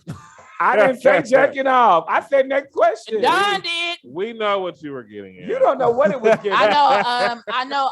Don I could have said said that. finger in my butt. Y'all don't know what I was gonna say. I could have said anything. Okay. You don't know what's going on over here. Using that vibrator, that dumbass That vibrator. let me get- That dumbass purchase. Right. Let me get my money's worth. Yeah, I don't have a vibrator yet. I'm done. Oh God! You just purchased And threw it on the But not grass. fried. It'll be here on Saturday. All right. Now, I'm if you- excited. Now, if you would like to send vibrators to Hemingway, you have until July 24th to do it. Y'all don't send me no vibrator, but y'all can send me whatever else because I like toys. Y'all can send me whatever else y'all want to send me. I already got a vibrator. I don't need Other another things one. that vibrate. Right. You can send the vibrating gooch ring if you want. Oh, yeah. I have one of those in my closet. Yes. So Allegedly. I would love to wear Allegedly. the ring for my birthday, Ooh. like underneath my clothes, because I'm doing a Freaknik thing. Y'all gotta come. Oh my God. I'm doing a show. It's Freaknik themed. It's outside. It's a big block party. But I would love to have that on underneath my whole shorts. Oh, We if seen there's your one thing that we pictures don't with need you help to do is come. looking So you like just let us know when D'Angelo the back event in the is. day. Just let us know when it is, and we'll be outside with you. We outside. Yeah, we seen you looking like D'Angelo and shit in your latest photo shoot. Okay. Can I- Shout out to my brother. Almonte. Yes, shout out to him. Oh He my got me God. looking good out here. How many? Me, It's you. gonna be lit. So what else is gonna be lit is this next exclusive that we have. Exclusive. So this one is Wing, wing, wing.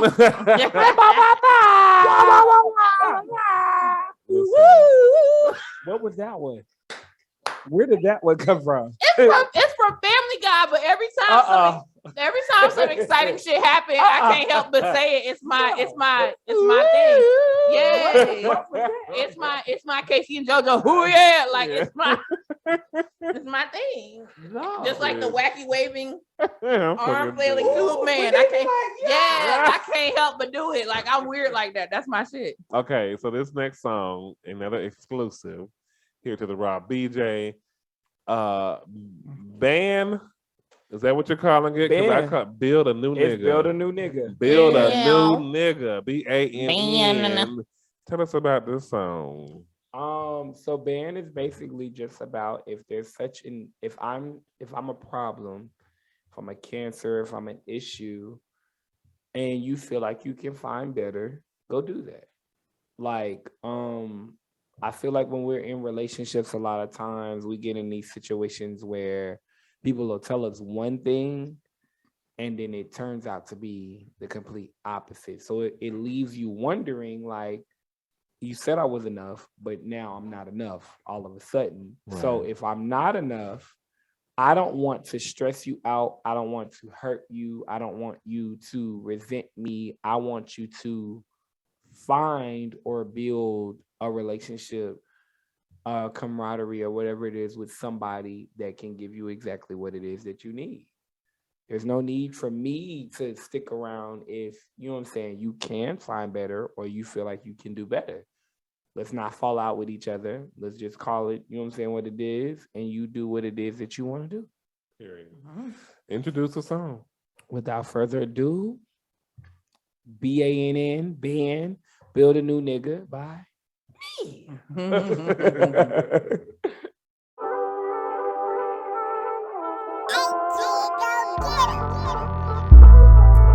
Dearly beloved, we are gathered here today to celebrate a love that don't love me. You said fuck all the titles, fuck all the good times, let's highlight the bullshit while hiding your smile. Now that it's clear I'm a problem, how do we solve it? Because you just not feeling me the way that you used to. Is this a new you, or is it just you trying to fix me? I've been on that liquor, so I ain't got no filter. If I'm such a trigger, gon' build a new nigga. I ain't got no time, dear, and you not trying to be here. If I'm such a trigger, gon' build a new nigga.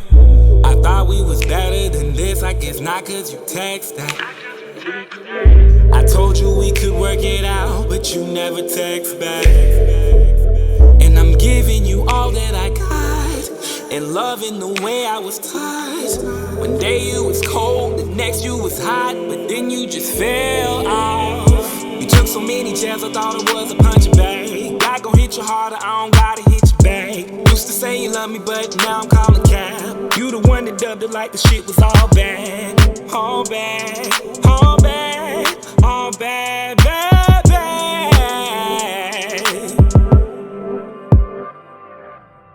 I've been on that liquor, so I ain't got no filter.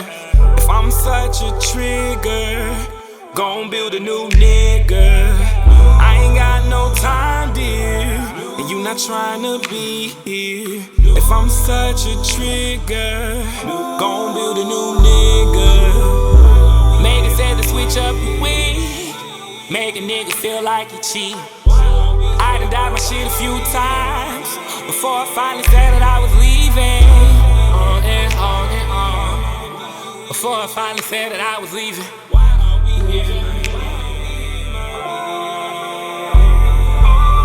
I've been on that liquor, so I ain't got no filter. If I'm such a trigger, gon' build a new nigga. trying to be here. If I'm such a trigger, gon' build a new nigga.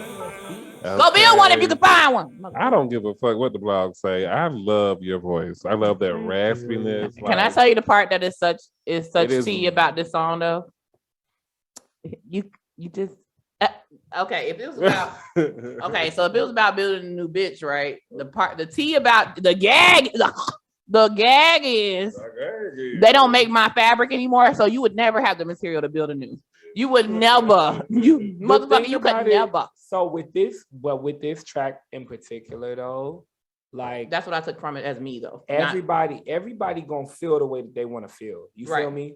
So when you leave a relationship, you're gonna feel the way that you want to feel. If you feel like you can build somebody else, you're gonna build somebody else. If you feel like you can move on and you can find somebody better, you're gonna do whatever it is in your power to do that.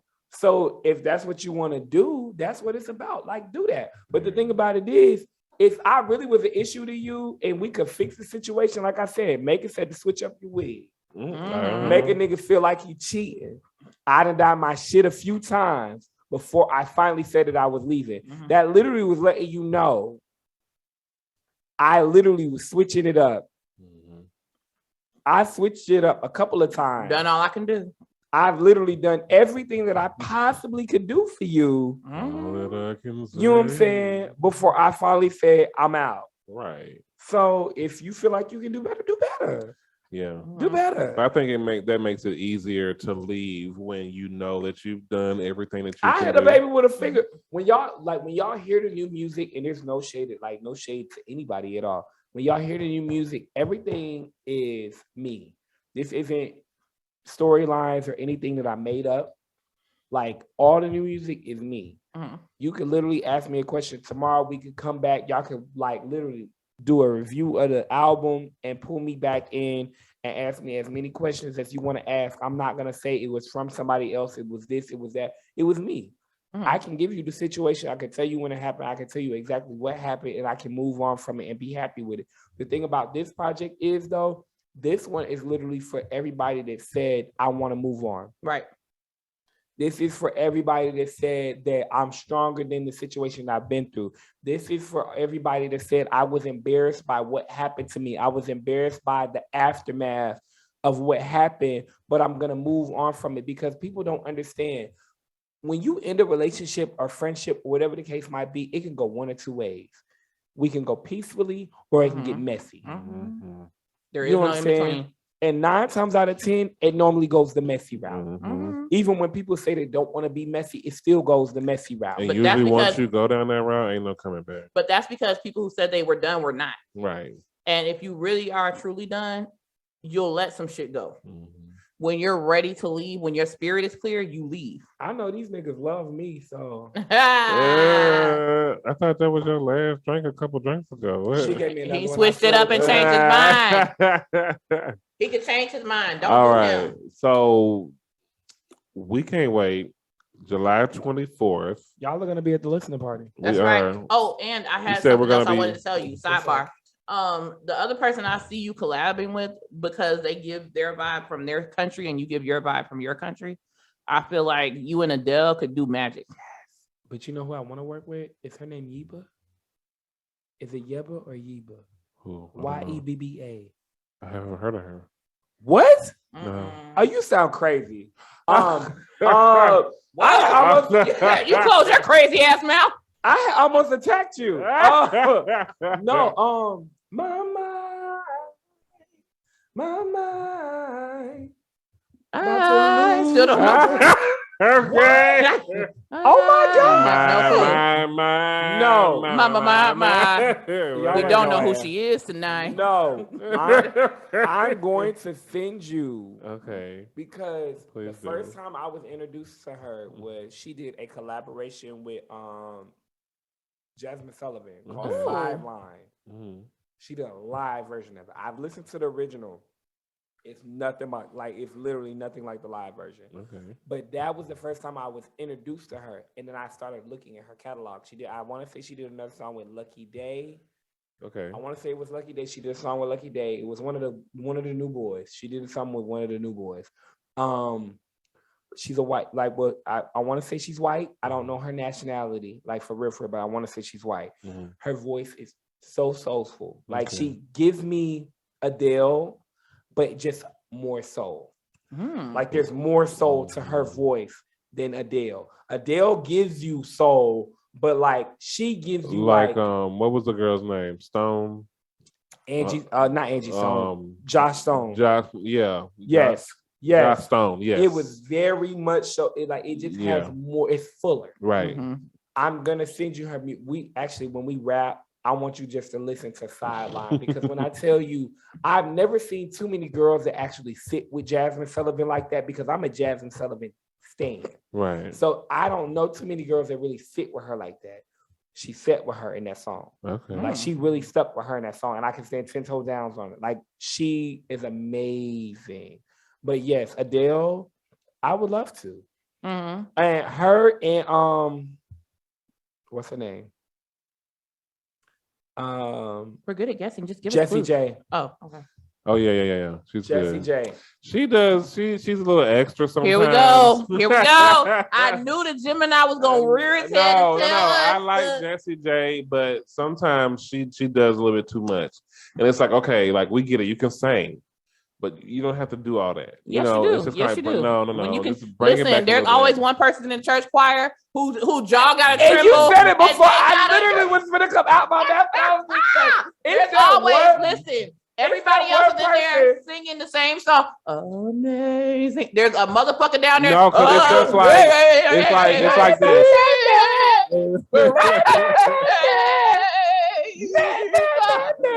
Not the paper, not the glory, but the grace. That's not how we get it, girl. Amazing grace. It's like this. It's like you hit the notes and we're applauding for you, and she's just like, yes, more.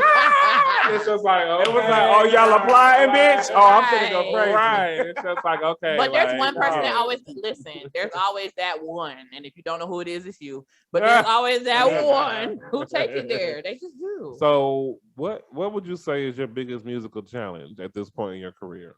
Musical challenge? Yeah. And this is no shade to anybody because I love the gang. I call them Hemi Gang. I will say support. I would say support is like my biggest challenge right now. And that's just because I have people that are very, very loyal, super fucking loyal. But you have to open up your market, and it's so difficult to open up your market because the world is so conditioned. So it's just like, I have something to offer, but I literally got to make y'all buy it. Right. I got to make y'all buy what I'm selling. Right. And it's like when you don't have as many outside resources, it's difficult. You got people that have these promoters and all this other stuff in different cities where they can move around and they can push their music. Right. I have two managers, shout out to Mars, shout out to Cleo. The two of them literally have been pushing the fuck out of me. Like I've been pushing myself lately, but the thing about it, they love about me is because they can take a break and I'm gonna still be working. Right. Like they don't have to push me to work. They don't have to fish me gigs and be like, this is what you're doing this week. Right. I come to them and I be like, y'all, I got 3 shows this week. You a self-starter. What I got to do. If y'all want to be there, y'all free to get in. You know what I'm saying? Like, but I've always been that type because I want y'all to understand I'm gonna bring the table to the table. You know what I'm saying? Like y'all can bring me a table, but bitch, now we got 2 because I'm gonna bring one with me when I come. I literally told the last person, like, I've got guilty plug. I'm opening up a show for the Connect Mixer. It's for independent artists, social media influencers, and podcasters and everything. Like they're doing like this big show or whatever the case might be. And I'm headlining the show June the 4th. I've got a 20-minute set. The girl was like, well, what do you need from me? I said, nothing, a stage and a mic. I don't need anything else from you. I don't need anything else from you. I come with my own dancers. I come with my own band. I've got my own BTS. I've literally got my own management. I don't need anything from you. I'm going to bring the table to the table. I'm bringing you a show. Right. She was like, you don't need I was like, I don't need you to bring me a band. I've got a band. I can bring them to you. There's nothing. I've got my own background vocalist. I can bring them to you. You said 20 minutes. I can give you 20 minutes. If you need 30, I can give you 30. It's nothing. Right. It's literally nothing. I'm going to give you exactly what you're asking for. So I like to be that artist that does not stress their managers out or their team out, because at the end of the day, I feel like when it's on the flip side, I feel like managers and like their PRs and all that, I feel like they be stressed the fuck out, because it's like the artists just be like, I want to do the Breakfast Club. So I need you to figure out how the fuck I'm finna do the Breakfast Club. And I would like to do it tomorrow, actually. Right. I'm the type of person where I'm like, bitch, I'm finna send 5 emails and we finna figure out who finna hit me first. Right. And when they do, I'm finna let y'all know where we need to be, what time we need to be there, and how the fuck we finna get there. Right. Like, that's not that. Like, but my management, I love them to death, because I literally could be like, I want to go to New Orleans. They'll start looking up Airbnbs and they finna start looking up cars. And we finna figure out how we finna get there. You want dancers? Right. Let's figure it out. Right. Like, I love my management to death. Like, to the core, I love them, because they literally have stand beside me when I didn't have anything. When they first started with me, they were paying for a lot of shit. Like, Cleo and Mars, like, literally, they were coming out of pocket. They were coming out of, when we were on tour, I had 4 dancers on tour. And there was 2 other artists on the tour with me. I did 5 cities. They were paying for venues. They were paying for food. They were paying for hotels. They were like going half on the Sprinter that we had while we was on the road. Like, literally, it was, I just came to them with a vision. I said, I want to do a tour. They was like, let's do it. Right. They ain't asked no questions. When we got there, it was like, this is the money we got. This is what we gonna get. Y'all want, you know what I'm saying? We got enough of tacos. We finna get y'all niggas tacos. Like, that's what y'all gonna eat today. But they have stand 10 toes down for me since they crossed my path. And I feel like that kind of support is the support that's needed. But once the world starts to do it, I just feel like that's when it's gonna take off. Like, that's literally, like, that's when it, even my job, when I'm at the bando, my manager, he be up there like taking orders with me, and the girls, like, they'll, like, the girls, the guys, whoever, when they come in there and they be like, he's famous, he gonna be famous real soon, y'all better get his information, man. He sings, like, he do all that, man. Right. And I'm like, don't do that. I'm like, please don't do it. He's like, no, man, like, you gotta. You never know who's coming up and through there. Right. They do it all the time, but like, literally, my following, he's helped my following so much, because he does that, and it'd be like 4 or 5 people ordering at one time, and it's like, what's your Instagram? And I'm just like, it's Hemingway. They be like, so what you doing? I'm like, I sing. They be like, for real? And they follow me. Right. You know what I'm saying? And they support me, and like, they've told me, like, they was like, we don't expect you to be here long.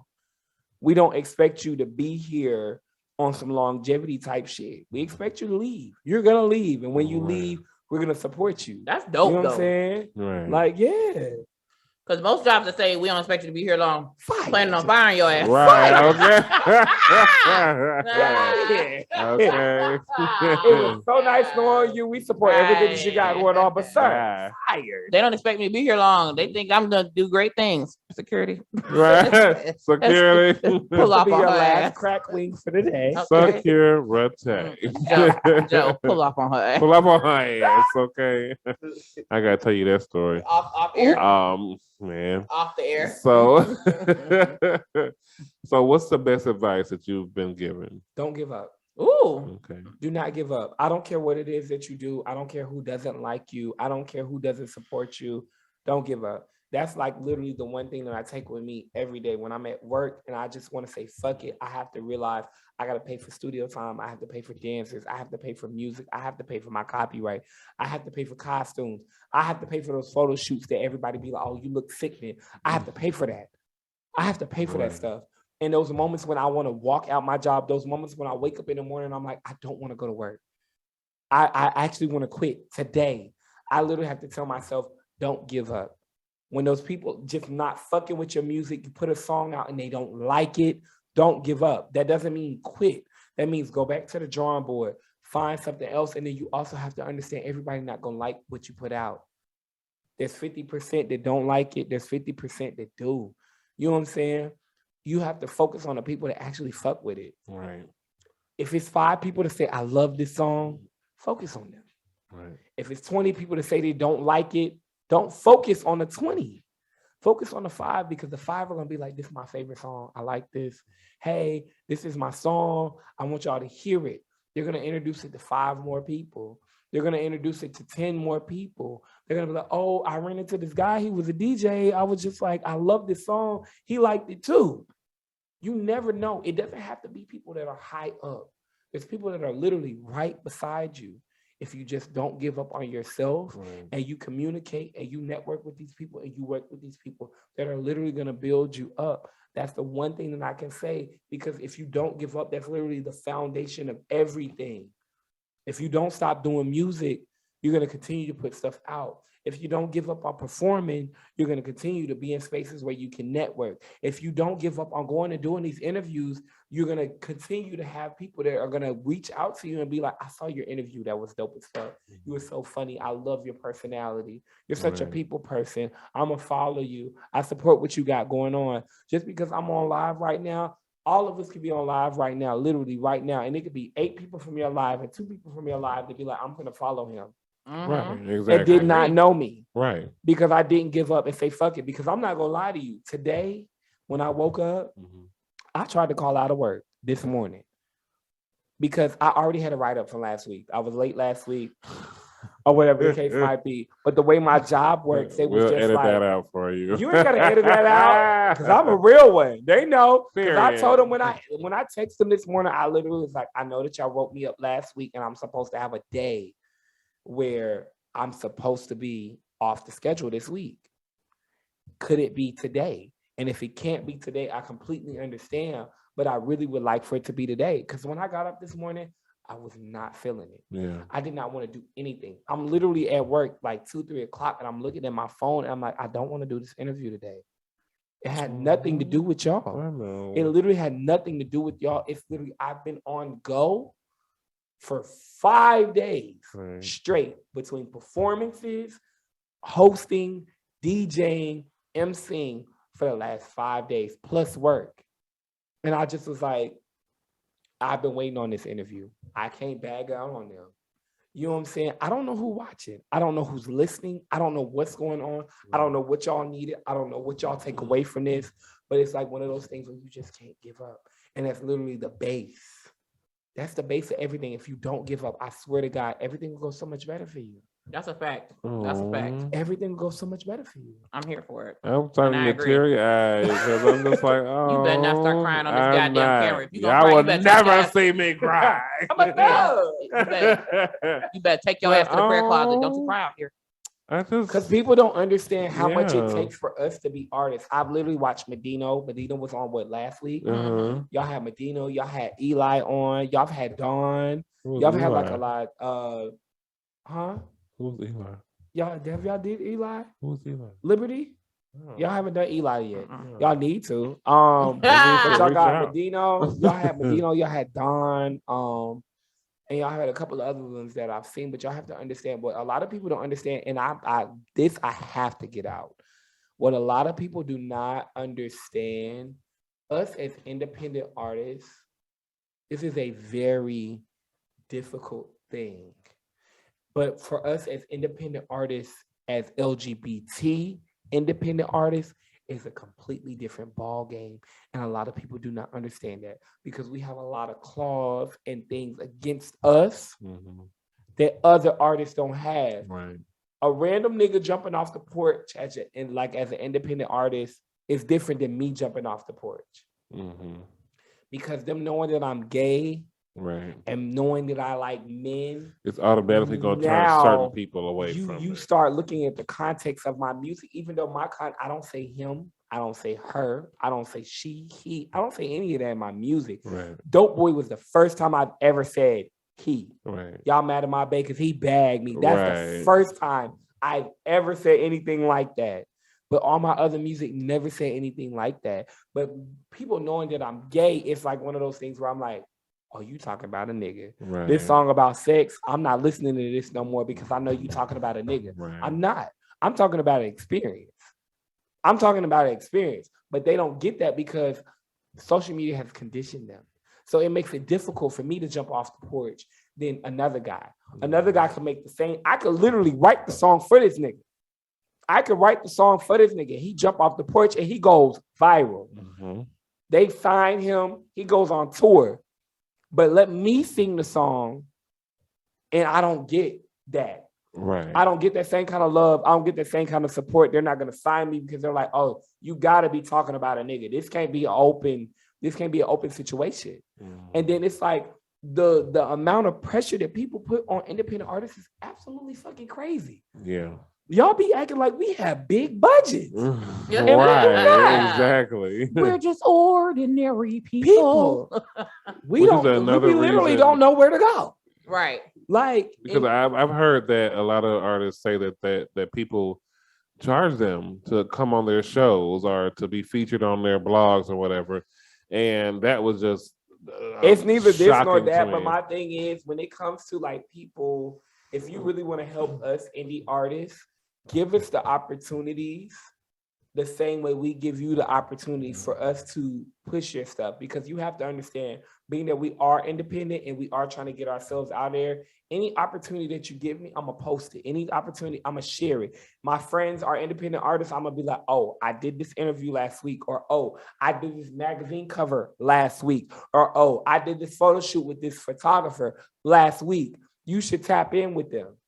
I'm bringing you business. Mm-hmm. I'm not going to say every artist is like that, but I can speak for myself. Mm-hmm. I'm bringing you people. So you have to understand it's a barter. It's a give and take situation. But I feel like a lot of people prey on these independent artists because they know we're so hungry. It's like, oh, I know you want to be in a magazine. Or I know you want to cover. Or I know you want to perform on a big stage with lights and all this other stuff. I know you want the opportunity. So I'm going to slide it to you, but I'm going to charge you for it. It's going to be a price because I know that you want it. Right. And being that you're so hungry for it, I know you don't care. You're going to pay it. Right. You're going to do it because you want it. You want the content.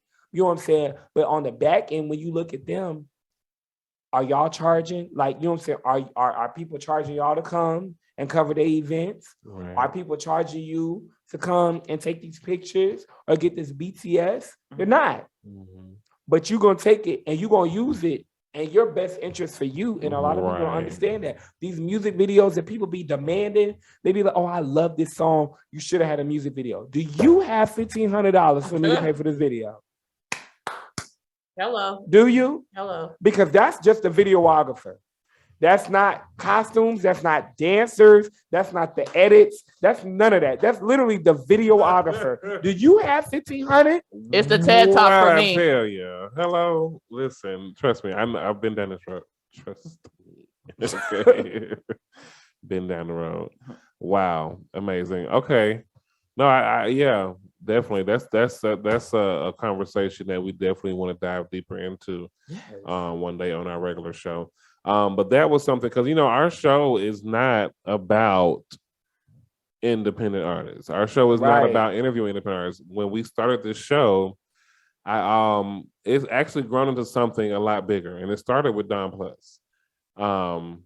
Actually, there was an artist before that we interviewed, Fresco Def. Yep. But you know him? Yep. Okay. So did you see his interview with us? Yep. Oh my God. The beginning. Right. So so Fresco Def, we did him season 1 of our show, and our show was about taboo topics, but from the very beginning, I always knew that I wanted to include independent artists. So what we would do is just play a song from whatever artist, during our regular episodes. It grew into people hitting us up and saying, hey, can we, how do I get an interview with y'all? Can I come on the show? Blah, blah, blah. And that's just what it is. We don't ask people for interviews, y'all. So if you want to come on the show, don't be afraid to hit our DMs. I hit them up. What a lot of independent artists don't realize is that when we come across y'all, we come across y'all the same way as we come across the mainstream artists. I hear your songs, I see your visuals. So yes, I become a fan first. The goal this summer though, for all the independent artists, and this is like a challenge that I'm putting out there for myself as well as all the other independent artists, independent LGBT, independent artists, just in general, is I want us all to put the competitive side to the side. The jealousy or anything within that realm, the coveting, I want everybody to put that to the side. And I actually want us to start treating ourselves like the mainstream artists. Exactly. I want us to start living our lives like the mainstream artists. When we go to events, we got to pop out the same way they do. Right. Exactly. You know what I'm saying? Right. When we perform, I want us to perform the same way they do. Period. When we put out visuals, I want us to put the same effort into the storylines and everything else the same way they do. Right. Because at the end of the day, we already know we black, we gay. You know what I'm saying? We've got that against us already because for some reason the white gays, the industry loved them. Mm-hmm. You know what I'm saying? Or the lesbians, whether they white or black, they love them. Right. But when it comes to black gay males, we have it harder. It's a bit more stressful for us. Like we literally have to fight to kind of get in there. So why not put up a good fight? Right. You know what I'm saying? Like exactly. why? Like let's a unified fight. Yeah, let's start put like literally. Let's right. let's literally start putting ourselves in the shoes of if I was Lil Nas X, if I was Avery Wilson, if I was Duran Bernard. You know what I'm saying? Start putting yourself in those shoes. Right. If I was I'm a perform on a small stage, same way I would perform on a big stage. You feel me? Mm-hmm. My music videos, I know people might be like, oh, you're not getting the views right now. So, right. Because at the end of the day, when QC is looking at me, or Epic is looking at me, or Sony is looking at me, or Parkwood is looking at me, or you know what I'm saying, Rock Nation is looking at me, they're going to look back at everything that I've already done because they need a reference. Right. So why not make sure that my reference is solid? Right. Why not make, when they look at my performance footage, they was like, oh, he's performing. Right. You know what I'm saying? Like, or when they listen to my music, they're like, oh, okay. Or when they look at my photo shoots, they be like, oh, he gonna step every time. Mm-hmm. We have to be the threat because we've already been the threat and they don't want to acknowledge that. We do the hair, we do the makeup, we're at the photo shoots, we help them do the references, we give them their lingo, we do all of that stuff. We do their creative direction, we do their choreography, we book their dancers, we do all of that stuff for these. So why not do it for ourselves? Exactly. Why not? Why not do it for, because I literally look at everybody that's on the back end, we don't do it for ourselves though. Mm-mm.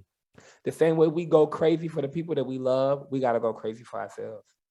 Period. I love that. That gives me an idea, but I'm going to tell you off the record. So let's go for it. So what can we expect from you over the next year? I know we got HOETEL HEARTBREAK dropping this late summer. The block party.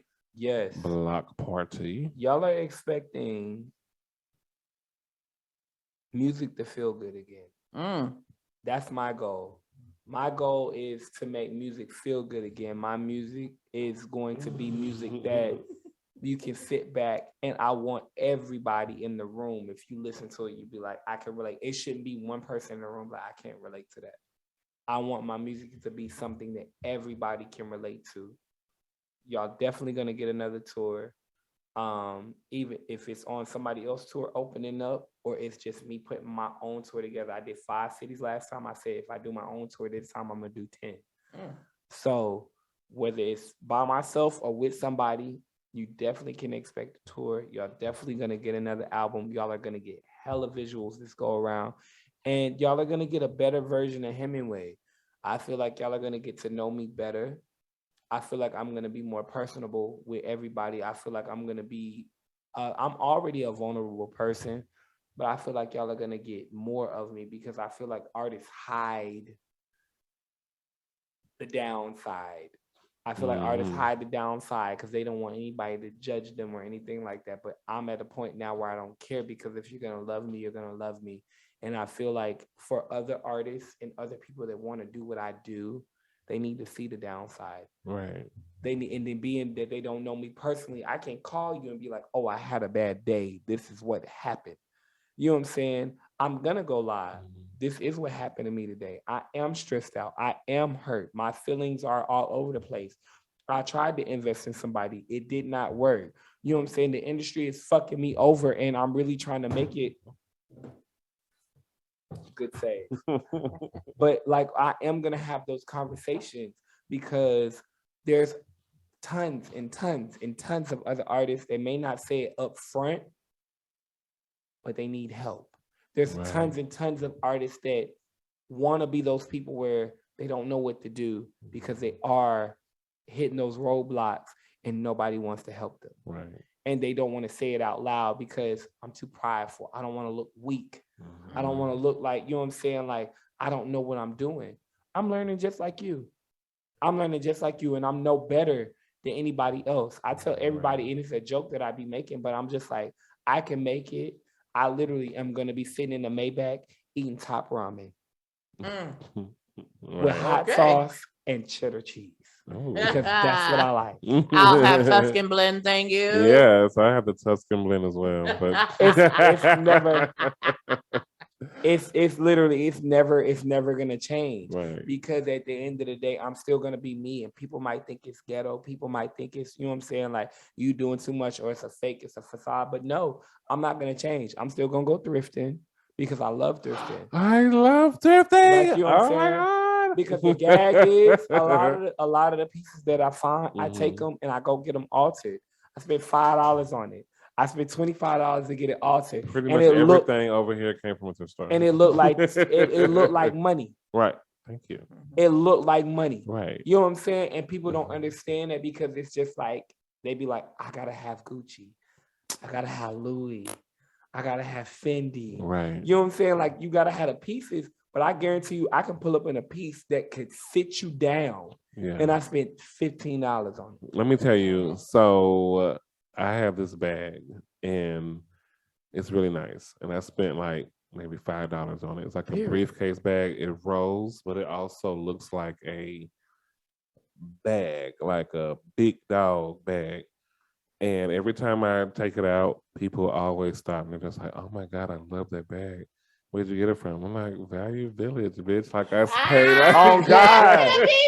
Because what y'all gotta, like, I paid like $5 for this. What is shit. his name? Mark Zimmerman? Uh-huh. Is that his name?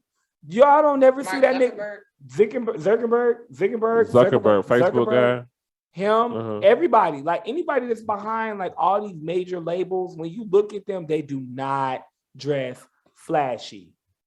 No. They got on their New Balances, they Levi's, and a graphic tee and a dad hat. You literally don't see them out here flashy. But that's how the rich stay rich, though. While everybody else is trying to look rich, the rich actually is trying to look They're like rich Right. because they know, they understand. I don't have to prove anything. Like, Thank right. you. They've arrived. Oh my They've God. arrived already. The little Alamo can't say anything. I gotta chill. But yeah, yeah, but no, for real. Everything Irie. Y'all can definitely expect. So like this year, I'm on my own neck. I'm really not on anybody else's neck but my own. Like, period. Y'all, and that's how it should always only be. in competition y'all. with your damn self. Yeah. So as we go ahead and close this thing on out. No, I know. We out of here. I know. We've been going for a while. For a while, y'all. This is probably one of our longest interviews so far. What is one message you like to leave for your fans or supporters, the Hemi gang, new members to the Hemi gang? I love y'all. I love y'all to the moon and back. And this is going to be an era of music where I'm going to make y'all as proud as I possibly can. I don't want to leave y'all wanting anything at all. I want this to be an era of music. I want this to be an era of life. I want this to be an era of performance where you can be satisfied with everything that I do. That's hot. That's very hot. Why when I say something, you gotta be the one off to the side? That's No, because it was. really It's hot. very hot. It's just like, all right. That's white hot. I like it's that. off to the side, giving me a I fucking love it, yo. Hemi, tell the people where to find you at, yo. Hemingway, that is HEMMINGW8Y on all social media platforms, including OnlyFans, you know. If y'all would like to indulge. No, I'm dropping my OnlyFans July the 24th. So y'all just be prepared. on the birthday. On the birthday. Yes. Yes. Y'all tap in for that. Y'all be outside, see some things go inside.